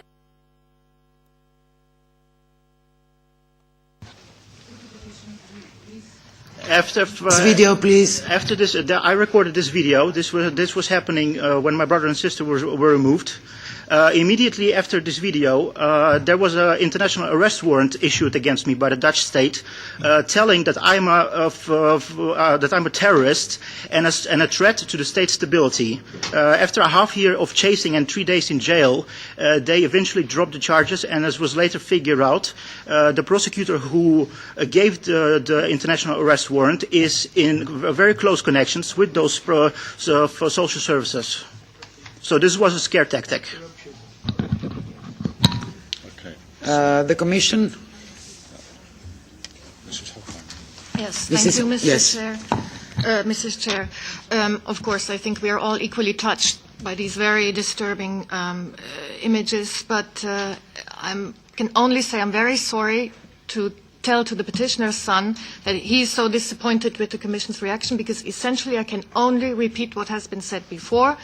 The task is to examine whether there has been a breach of EU law in the case of the petitioner, and here, in cases of child custody, there is no basis in EU law to consider whether the Charter of Fundamental Rights, which prohibits discrimination, would also require that it concerns a case of implementation of EU law, which is not the case here.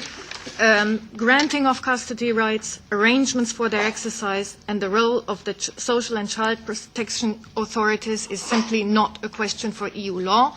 And discrimination on the basis of nationality is only prohibited when it falls in the scope of EU law. For these reasons, I can only repeat what the petitioner's son did not like to hear, that the Commission cannot follow up on this. Thank you. Thank you. It's obvious that we have a gap in legislation that has to be filled the quickest possible. Mrs. Danoga. Yes, thank you. Chair, continuing your statement. Yeah, I think we do not want to overwhelm this gap in legislation, and there is a breach, by my opinion, just all of a basic principle of the European Union: free movement of people, a free movement of workers. Because we are hearing here cases from citizens of Eastern European countries, Western European countries, who are working, who were in other member states for work, yeah, who are living there as permanent residents. And what, for example, in the cases of Latvian citizen Antonova and Ilya Antonov, of Latvian citizen Laila Brice, we have in Latvian press now the information that it's dangerous to go to another member state for work, because your child can be kidnapped. And that is the breach of, and I repeat what my colleague Kinga Göns told, that we just can to refer to this principle which is breaking. We don't need only to speak on child adoption legislation, but on right for free movement of workers, because these workers, they have families, they have children, and they are afraid to execute this right. And continuing my second point, I try to be brief, is the behavior of Commission. You see, we see now so many officials representing Commission. You are full-day working officials there, and you do not want even to contact properly the member states. In the case of Antonova, I refer to the case of Antonova because we are seeing, examining this case for second time in 1 year distance. The first examination of that case was in February last year. And during that time, Commission did not manage even properly to ask from member states for proper answer. Only one letter was sent to the Dutch government, and the response was just neglecting the European Union as such, and the Commission and our committee, because the Dutch Minister for Justice just wrote, no, it was not only the reason why children were withdrawn from the family that they speak their mother tongue within the family, but there were another reasons, so there is no breach of international law, it's our interior Dutch matter. And Commission officials, you did not even manage to send another letter to the very same official to say, by saying that your answer is not proper. You please answer us just deeply concerning the case, not like this. Yeah, and we even do not have now in the dossier the proper answer from Dutch authorities by having so long court cases, by having some decisions in favor of mother. No proper answer, and we have now here also a lawyer who is watching the case, but unfortunately Dutch authorities are completely neglecting us, and we smile and we do nothing. That's awful. Yeah, and I want, of course, support the idea to make a fact-finding mission to Britain, because we have a lot of British cases, but this is a matter of all member states. Yes, mostly with migrant workers from Eastern Europe settling in Western Europe. And that's a very dangerous tendency with kidnapping of children. We have to tackle using all instruments we have. Mrs. Danoga, the Commission, do you have anything to add relating to the items we've been discussing up to now? If you wish to, to intervene, yes. If I may, you asked to come up with suggestions. Well, we had our Commissioner, Vice President Reding, suggesting to abolish Article 51 of the Charter, which limits the field of application of the Charter only to when EU law is applicable, to have a general basis for the EU to act in the field of fundamental rights. I suggest that we will all lobby to abolish Article 51 of the Charter, so finally the EU can also act in the field of fundamental rights. And we would like the support of the Parliament for that. Thank you.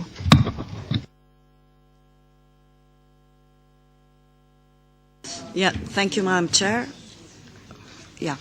When I was trying to respond to the petitioner, I meant to say also that, in fact, the Hague Conference has set up a working group to study the relationship between violence cases and abduction, perhaps to tackle situations like the one described by Mrs. Orosz.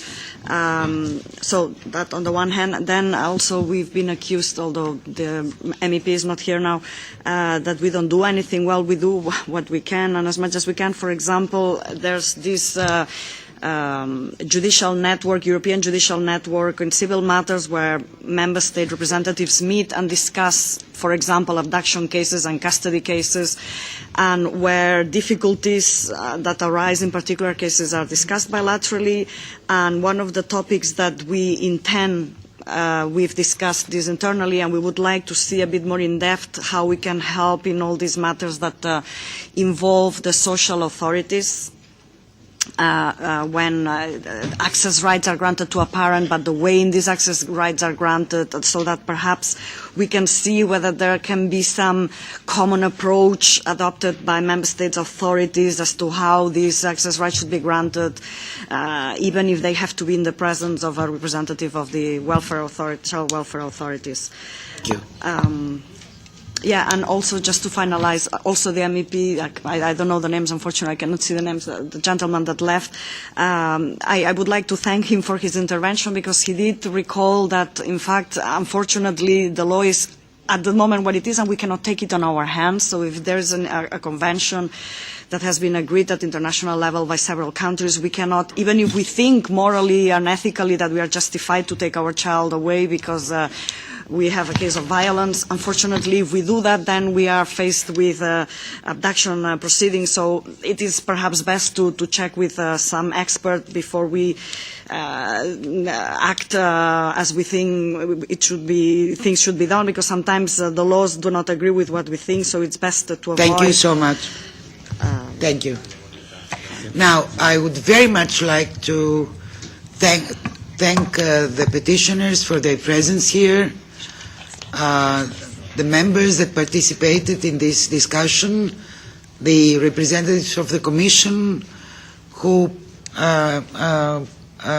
somehow told about their difficulties in approaching gaps in legislation.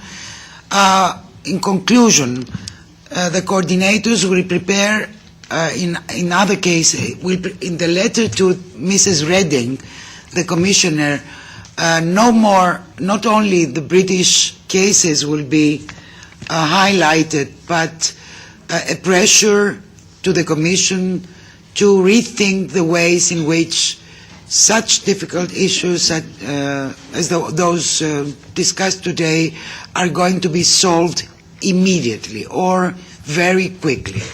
Otherwise, the European idea is endangered. So I give the chair to my colleague here, and thank you for coming.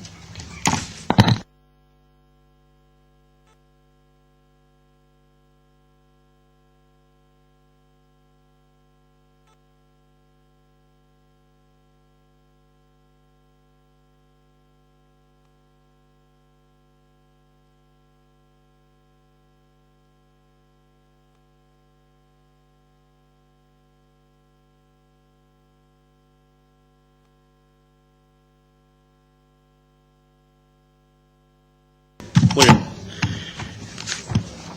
Vamos a ver, hay una petición. Let's see. I'm going to ask our colleagues, since I've been told by the Secretariat that currently there is a petition, or a group of petitions rather, concerning the theft of newborn babies in Spain, but I think that the petitioners are not present. Our colleague, for the next petition number 17, that is a petition concerning a construction of a landfill site in the Yambol region in Bulgaria. So we could move that one ahead on the agenda, and I'd like to ask my colleagues whether they will allow the speakers concerning the Bulgarian issue to take the floor. ¿Quieres? Muy bien. No, presidente, no, yo lo que quería es dejar lo siguiente claro. El problema de las peticiones de los niños robados, que es del punto 16, que se han acumulado todas las peticiones de distintas personas y asociaciones sobre un hecho muy grave que ocurrió en España desde el 39 hasta el año... ¿No hay interpretación?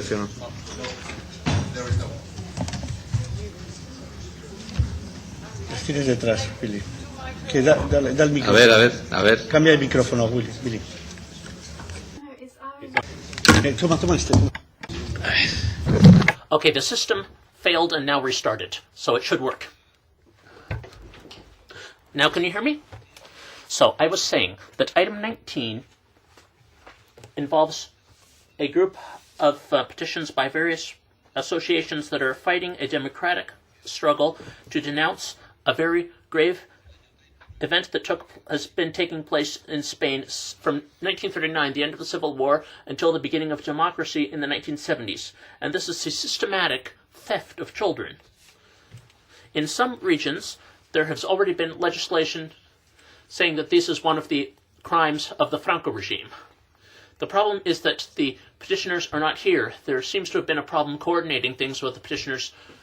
So what we need to do is to make a commitment that the issue will be dealt with in the presence of the petitioners. So we need to make this official. I don't know if that can be done in this legislature, or in the next petitions committee meeting, we should invite the petitioners so that we can deal with that subject. All right, so we have Mr. Mayor's proposal that this petition be postponed until the petition can be dealt with in the presence of the petitioners. Now, Mr. Garces, you have the floor. Well, I'm not against what Mr. Mayor says, but I would have liked to speak on this point.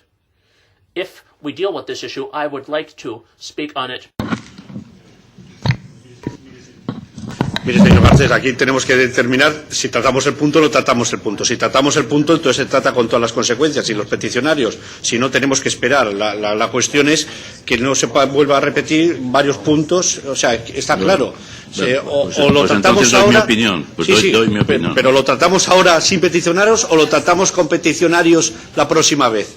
Entonces, ustedes me dirán, señor Irazábal, para argumentar por qué tienen que estar los peticionarios, yo quiero intervenir. Si eso es una cuestión de orden, sí, porque tienen que estar peticionarios, me parece muy bien como ha hecho el señor. A ver, que hay problemas con la traducción. There is a problem with the translation. Yeah. A ver si los servicios de la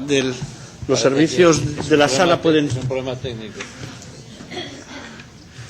Vamos a ver, señora Zdanoka, ¿me está escuchando ahora? No hay. Toma. Vamos. ¿Me oye con este micrófono?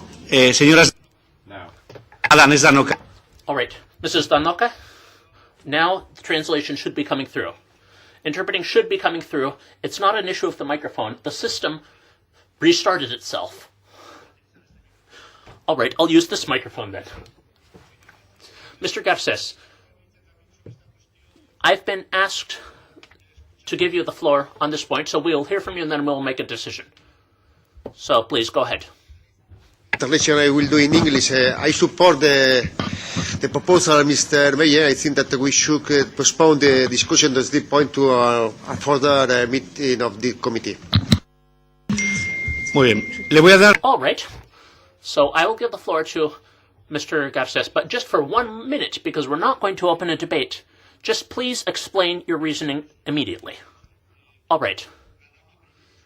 Excuse me, actually, ladies first, if it's an issue of courtesy. I also agree that we postpone this to have the petitioners present, but we should also clarify things because the petitioners had the impression that they were not invited. There is a misunderstanding that needs to be resolved, specifically so that we don't have the impression, leave the impression that Parliament did not invite them. So we just need to solve this issue. Thank you, Mrs. Ayala. I will give the floor to the Secretariat to explain or comment on what happened with this petition. We have addressed... Just a moment, please. The Secretariat, as soon as the decision was taken to put this item on the agenda, contacted every single petitioner whose name is on the list, as well as representatives from the associations that we met only a few days ago, last week. They were all informed about this meeting, and some of them even were told that if finance was a problem, we would see if we could assist. We had no answer from them. So, on that basis, I'm afraid it is their responsibility whether they attend or not. We can't force them, but they were all certainly told. They were told about the timing and every detail about this event. Muy bien. Señor All right, Mr. Garces, please. Yes, thank you. On the same subject, 2 questions. One is more formal and the other one goes more into depth. I have in front of me the letter that was sent by the Secretariat to the Petitions Committee to Mr. Eduardo Raya. This is a letter with the date of March 3rd. And Mr. Raya is asked to provide a reply before March 5th concerning his presence at the Petitions Committee on March 19th. So there was very short time given for this communication. There wasn't enough time for a reaction or for a reply. So, for future reference, this sort of exchange of letters needs to be carried out, allowing more of a time frame to make it easier for the petitioners to be able to prepare themselves and be here in the Petition Committee as should take place. This is a formal point which I think is easy to solve if we are just more careful about the time frames and the scheduling issues for the committee and the agenda. Vicente, would you like the Secretariat to answer this question or go on to the next item, or what do you prefer? Every petitioner was contacted, including those for whom we had their email address, were all contacted by email. It wasn't just a question of sending regular letters. Y segundo tema. And the second subject? Yes, that's easy to solve for the future. Now, the second issue is more in-depth, because I have read the reply given by the Commission, and I would ask that for the next Petitions Committee meeting, I have a request to the Commission that in the next Petition Committee, when this issue will come up and the petitioners will be present here, I would like the European Commission not to limit itself to say that it is not competent and cannot deal with this issue. Rather, it's quite the opposite. I ask the Commission to make an effort to find the legal possibilities that really exist currently, and to make a technical, professional, legal effort to find the arguments against refusing to be involved. It's very easy to say we're not competent on this issue, it's up to the member states and we're not a court. But in a case like this, where there is so much information, where so much background is known, where it's already been proved in multiple ways that there is a real difficulty to get to the bottom of the subject in the framework of the Spanish state, then it is necessary for the Commission, by exercising and respecting the Charter of Fundamental Rights of the European Union, find the mechanisms that will allow it to intervene. And this is a specific request that we, members of Parliament, are making. Please, the Commission should not limit itself to saying that we're not competent. It needs to make a technical, legal, and professional effort to find the ways that will allow it to intervene where such possibilities exist from the legal point of view. That was my request for the Commission, so that in the next Petitions Committee meeting, when the petitioners will be here, that we can go further than the traditional negative attitude of the Commission. Thank you very much, Mr. Garces. Thank you for mentioning this point. This will be reflected in the minutes. And so let's go on to petition number 17, which is submitted by Mr. Dimitar Dimitrov, a Bulgarian citizen, concerning the construction of a landfill in Yampol, Bulgaria. Mr. Dimitrov, you have the floor.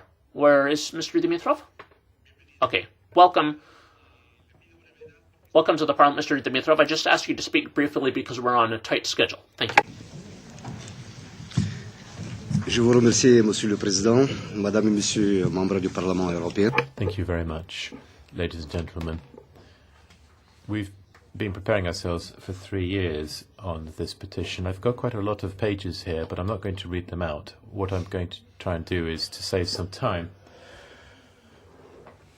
I don't think there's any point reading out a couple of pages of infringements. I think it's just sufficient for me to concentrate on the principal points. There are 2,600 signatures of the petition, and these are people who live in the neighbouring villages around this town, and they've said that this landfill should not be built in the proposed location. And the reason for that is this. In constructing this landfill site, there has not been a prior impact assessment carried out, and neither has there been any documentation provided in the way that it ought to have been provided. I know what the Commission said on this a year ago. It started off as a very small project, which was just to enlarge the Yampol landfill site, but from there an extra 148 towns and villages waste has been added, and this makes the whole project unviable. And it's going to be filled up on that basis in less than 16 months. So 15 million euros to solve the problem of the region for a period of less than 16 months duration. This is not what we would refer to as a sustainable long-term solution. We obviously have some proof because the Environment Ministry has already identified abundant clean water beneath the site, and I'm happy to give you this information in a separate file. I have, after all, promised to keep my oral presentation brief, but there has been an old environmental impact assessment, but it didn't take into account the fact that only 170 meters away from the landfill site is a dwelling, and I think nothing else needs to be said really to illustrate the fact that the proper work hasn't been done, and this is a proposed undertaking which threatens the well-being of our community. It's a kind of mafia operation to launder money or steal money, and it will be to the detriment of all our health. So, once again, there hasn't been an impact assessment, an environmental impact assessment carried out, as there should have been. An old environmental impact assessment was provided, and there are documents that have been submitted, and then there are those documents which are missing. I hope I've been sufficiently brief and to the point, and hopefully I've lived up to the job for which I was sent here by the community. Thank you very much. And now I would like to ask the Commission to speak. Chair, Yes, and it contradicts what the Commission we have received numerous complaints, informations, not only from the petitioner, but also from honourable members of the Parliament concerning this project for the construction of the landfill in Yambu. As already communicated to you and to the complainant and to the petitioner, so far we are not able to find any indication for breach of the respective European acquis requirements with regard to environmental impact assessment, with regard to waste management, with water. The assessment was already submitted to you. We are also ready to further provide you our observations on today's speech of the petitioner. I would just like to open a bracket and say that concerning the environmental impact assessment and the no existence of environmental impact assessment, yes, indeed, there is an old environmental impact assessment, and according to the Bulgarian legislation, it is still valid.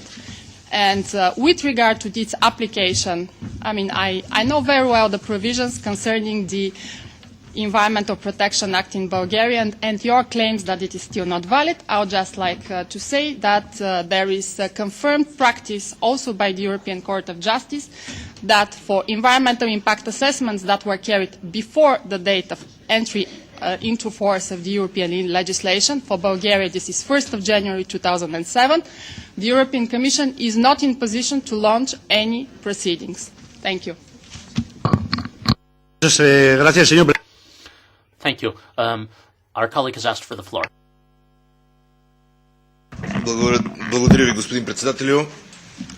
Thank you, President. I know Mr. Dimitrov had visited the site. This landfill is a project of the Ministry of Environment in Bulgaria and the Yambil municipality. The citizens of this area do not agree to this landfill. 170 meters away from the houses of people is where it is. I think this plot obviously is of great interest to somebody to grab. I hope the Commission understands me, because if somebody comes and throw their waste at 3 or 100 meters from your house, each and every one of you would react. Why am I saying this?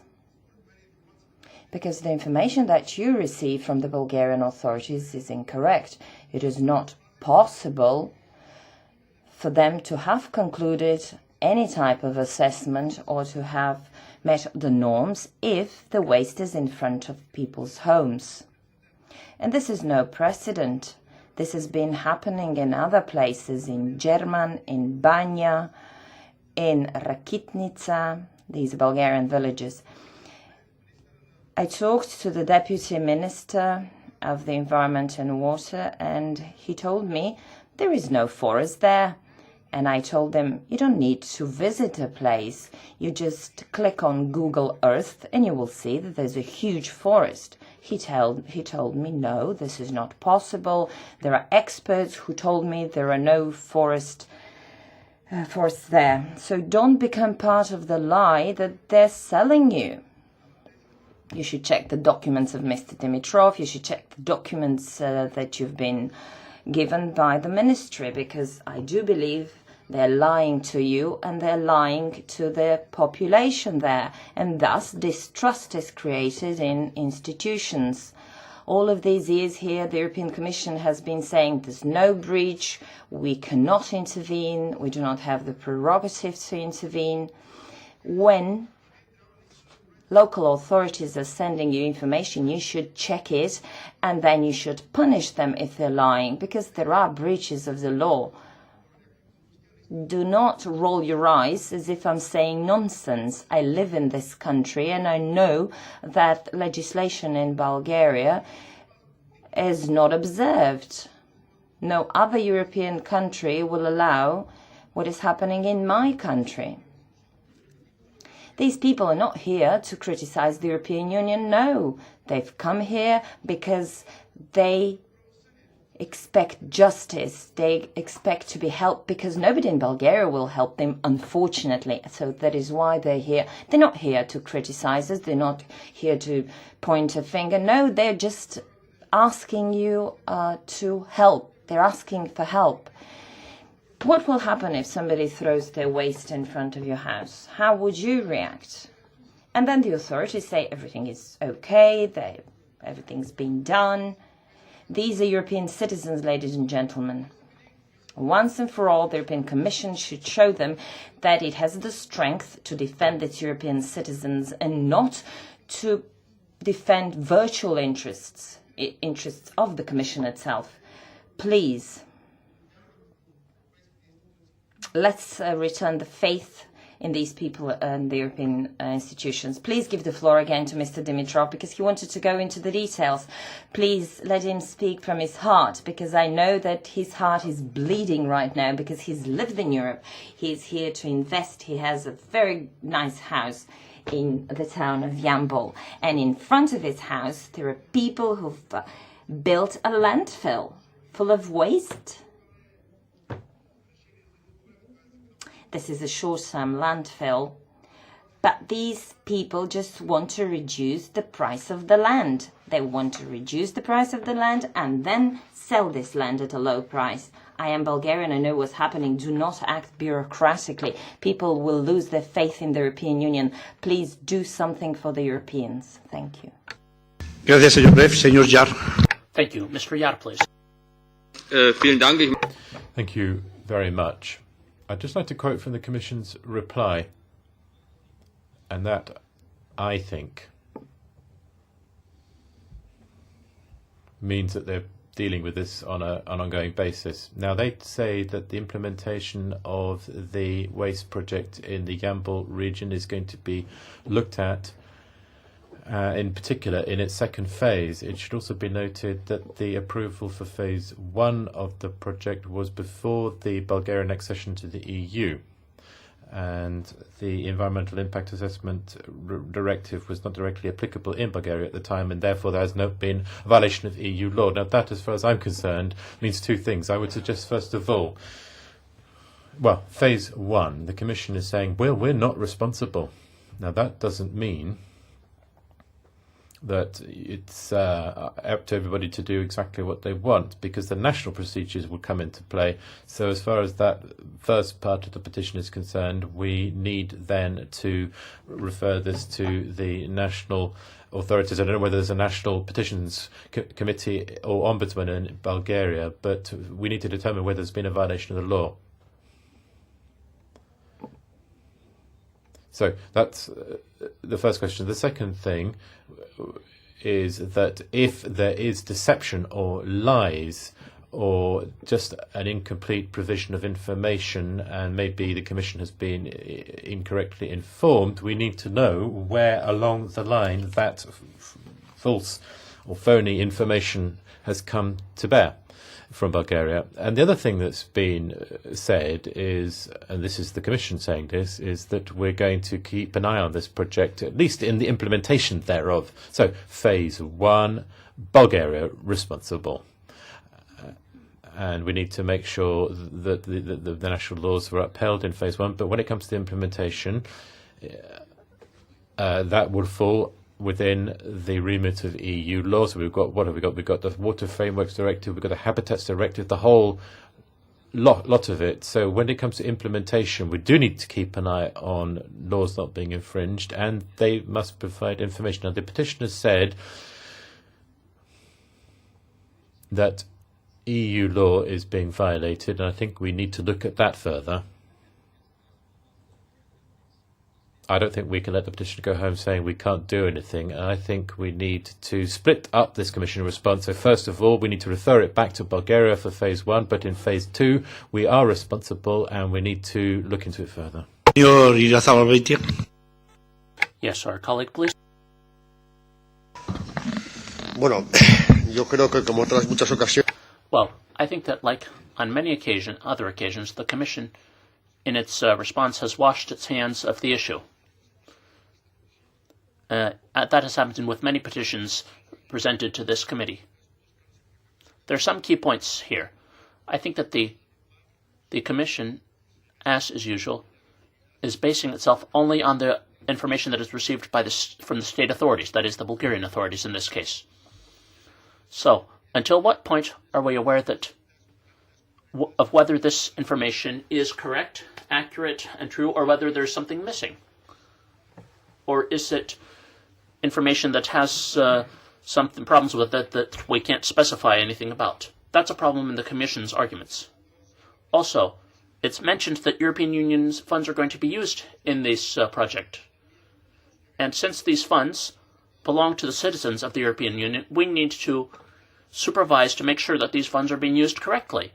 And it seems that 13 million of European Union funds are going to be used in a landfill that is only going to be working for 16 months.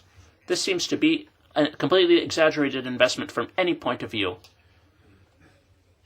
And so it's an issue of whether waste treatment needs to be carried out at this location. And then, as far as the environmental impact assessment statement, that's required if we have an impact assessment statement from 2012 or 2002, when the new project has ensued and that more people are going to be affected, this requires a new environmental impact assessment. I think that as the Petitions Committee, we need to ask the Commission to investigate fully what is going on here. What is the scope of this project? What is the accuracy of the information that they've been receiving? And so they should not cast a blind eye on what's taking place in Bulgaria. And the Petitions Committee should set up an investigative mission in Bulgaria, because this seems to be not to be the only case of inadequate management of environmental resources in Bulgaria. Thank you. Thank you. Mrs. Yotova, please.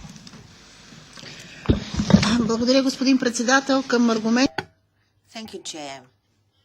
I would like to add one more argument to what my colleagues said. This petition should be studied.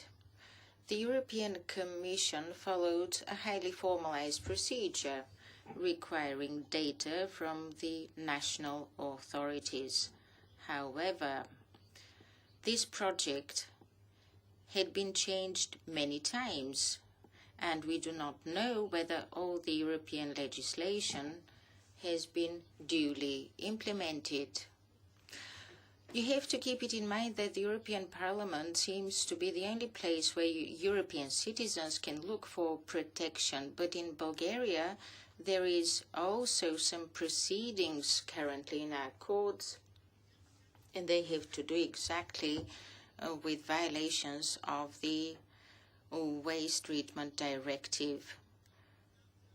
We see in this case that the landfill is quite close to the houses of people, and we cannot accept this. At the same time, we know that the European Commission should be able to exercise more supervision. And it is for this reason that I would say that monitoring should continue, and we need a second opinion of the European Commission. We would like to know whether there were any violations and what can be done. Después de haber oído a los parlamentarios. Excuse me. We've heard from the fellow members. I will now give the floor to Mr. Dimitrov for 2 minutes. I'm going to give you the floor for 2 minutes, and then we will make our decision. Je vais être encore une fois. I'll be very brief. Let me just answer the lady from the Commission.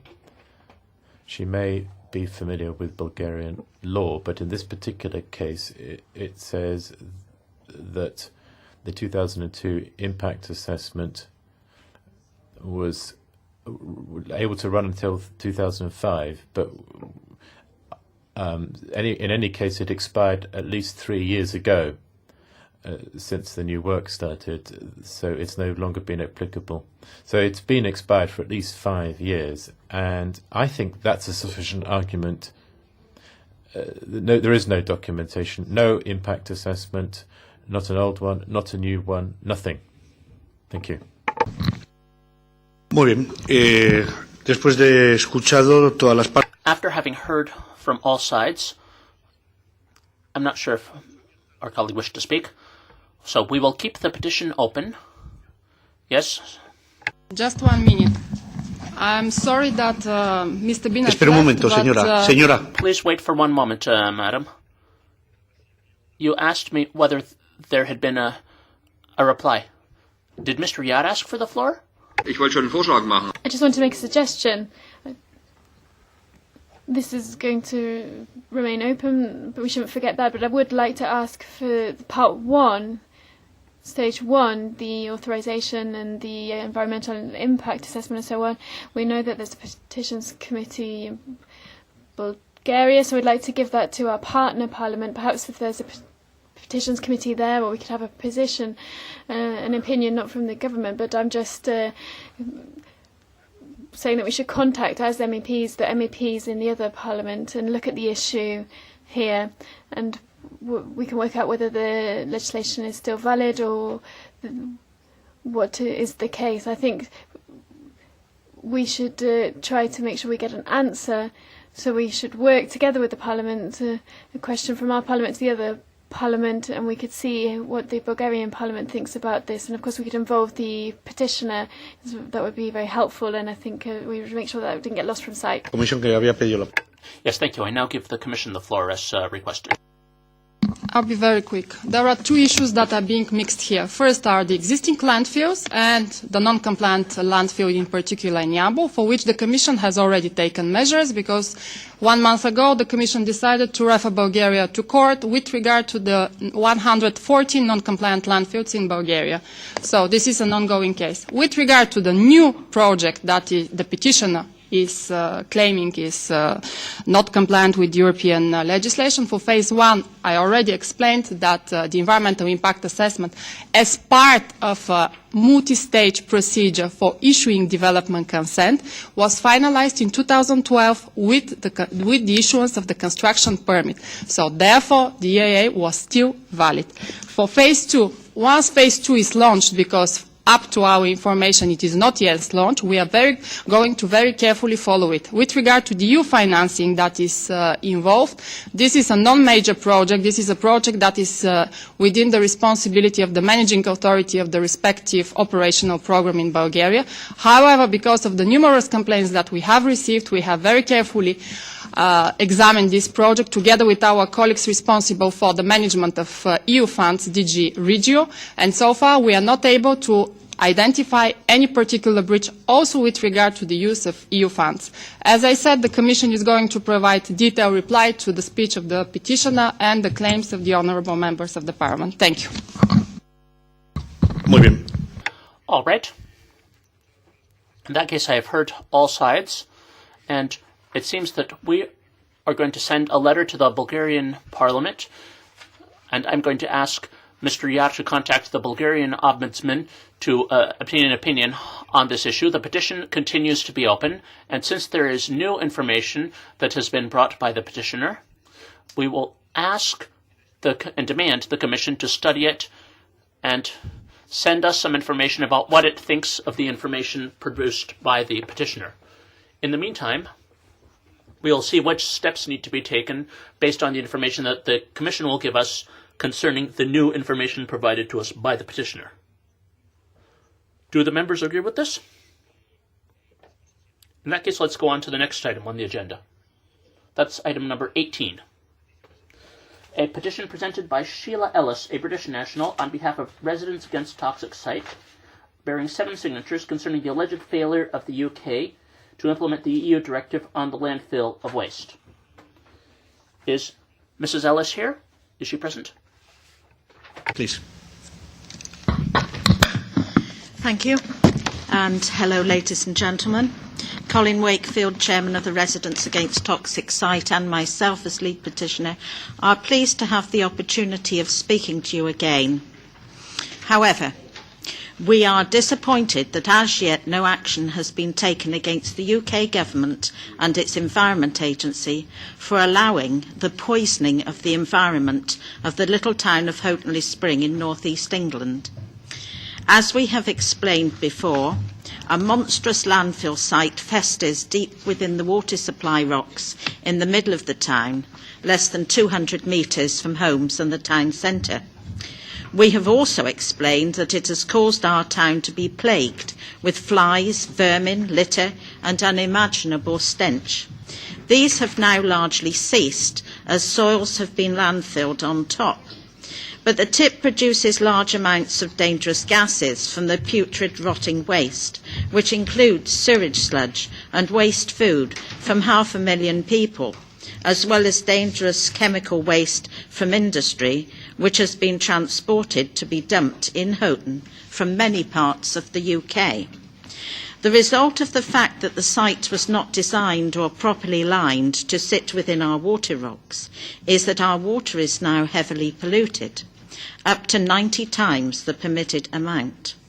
This is one of the UK's major aquifers, and it is being ruined contrary to landfill and groundwater regulations. The UK central government allowed this to happen. Local government, Sunderland Council, gave it planning permission because they wanted to dump all of Greater Wearside's waste in it and didn't care about the consequences. Since then, the authorities have done nothing but cover up and tell deliberate lies. The only prosecution over water pollution was to try to get the UK Environment Agency out of trouble with the EU. Along with the site operator, it pretended it was a one-off incident when it privately admitted that it was a continuous leak. Last time we were here, the EU officer told me that it's not about punishing the UK. Well, it should be.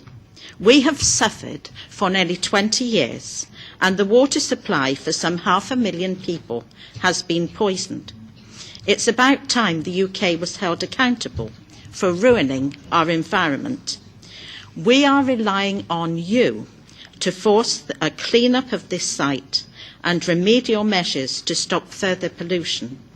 We are also relying on you to prosecute the UK for its cynical disregard of environmental legislation, being untruthful to this committee, and leaving the citizens of Houghton to suffer. Thank you very much.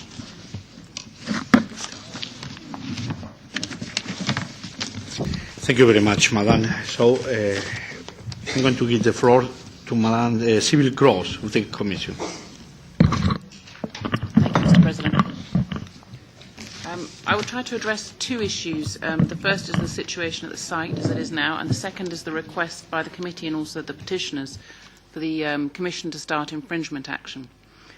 The committee has been aware that this petition, which was registered in 2005 and on which the Commission already had a complaint over in 2002, the key concern was always about groundwater pollution and its potential because of the instability of the land underneath the landfill site and the nearby drinking water aquifer. When we originally investigated this site, that was our key concern and also that of the complainants and the petitioners.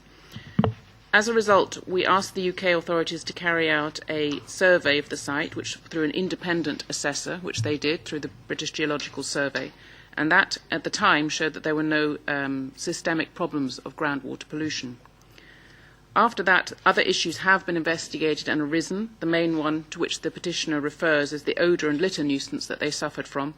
The site has now been fully capped for some time, and those nuisances have reduced.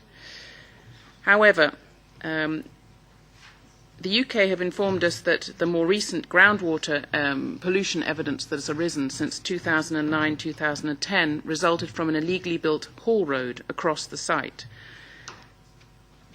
This in itself, we were told, initially resulted in localised pollution of the site with ammonia levels with high readings, but control monitoring around the site not showing that the pollution had spread. The UK informed us that they were preparing a prosecution, which took some time, but the prosecution was successful and the company was fined £130,000. They are also required to remediate the pollution, which at the time was the flushing out of the borehole and flushing hole on the site. Now, at the last hearing, where the petitioners were also present in April of 2013, we were told that there were concerns that the monitoring station downstream called Stonygate, which is the monitoring station that also monitors the drinking water quality, had been closed, and that this was a cynical attempt to cover up pollution having escaped the site and reached downstream to pollute the water aquifer. We were told at the time by the UK authorities that this was not correct because they had installed an intermediary monitoring site between the landfill and the drinking water aquifer monitoring station, and that was showing no pollution had spread. We understand more recently, however, that the assurances that we were given that there was no pollution spreading and that the pollution that was localised on the site was reducing, unfortunately are not true.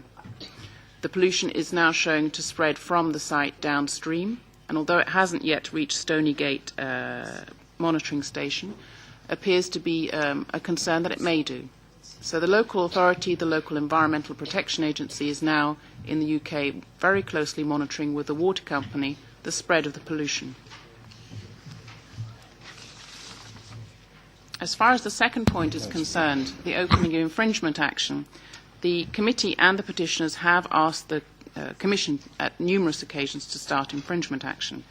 The petitioner has also stated that she feels it's unfair that the Commission has started infringement action against other Member States, but not in this case the UK. I think as my Bulgarian colleague explained, we have started numerous infringement actions under the Landfill Directive, but they tend to be aimed at systemic breaches, and they tend to be aimed at illegal landfills without authorisation, or landfills where the local regulator is incapable or not acting to deal with pollution. To date, this landfill has not fallen into that category. However, the more recent information we are now receiving, and the latest information I think this committee received was from January, I have some more recent data from February, is of more concern, as it appears that groundwater pollution is spreading. I'm sure it gives the petitioner no pleasure to say, we told you so. But as far as the Commission's powers of infringement are concerned, we can only act when there is evidence of actual breach, not on evidence of potential and likely breach. The Commission will continue to keep this case under close review. One other question we would have for the petitioner also, but maybe we can discuss that bilaterally, is that so far all the enforcement action by the authorities have been through criminal law. There have been 2 criminal prosecutions of the operator and requests for clean-up in that context. But we also have a civil environmental law liability directive which gives local residents powers and environmental groups powers also to follow up on remediation under environmental liability. Thank you. Thank you very much. ¿Alguien quiere intervenir? Did anyone wish to speak? The petitioner, for example? Yes, Mr. Yap. Before you, I'm going to give the floor to the member, and after the member, you can tell us what you want. Okay. Also ich muss jetzt zugeben, dass ich jetzt Well, I must admit that I'm a little bit irritated here because I think the Commission has said that the pollution continues, we've still got contamination, that's quite worrying. And it's not being tackled properly, and the infringement procedure isn't enough. So my question is, well, there's a first step, a pilot stage, and you have to stick to that, of course. But if something isn't right,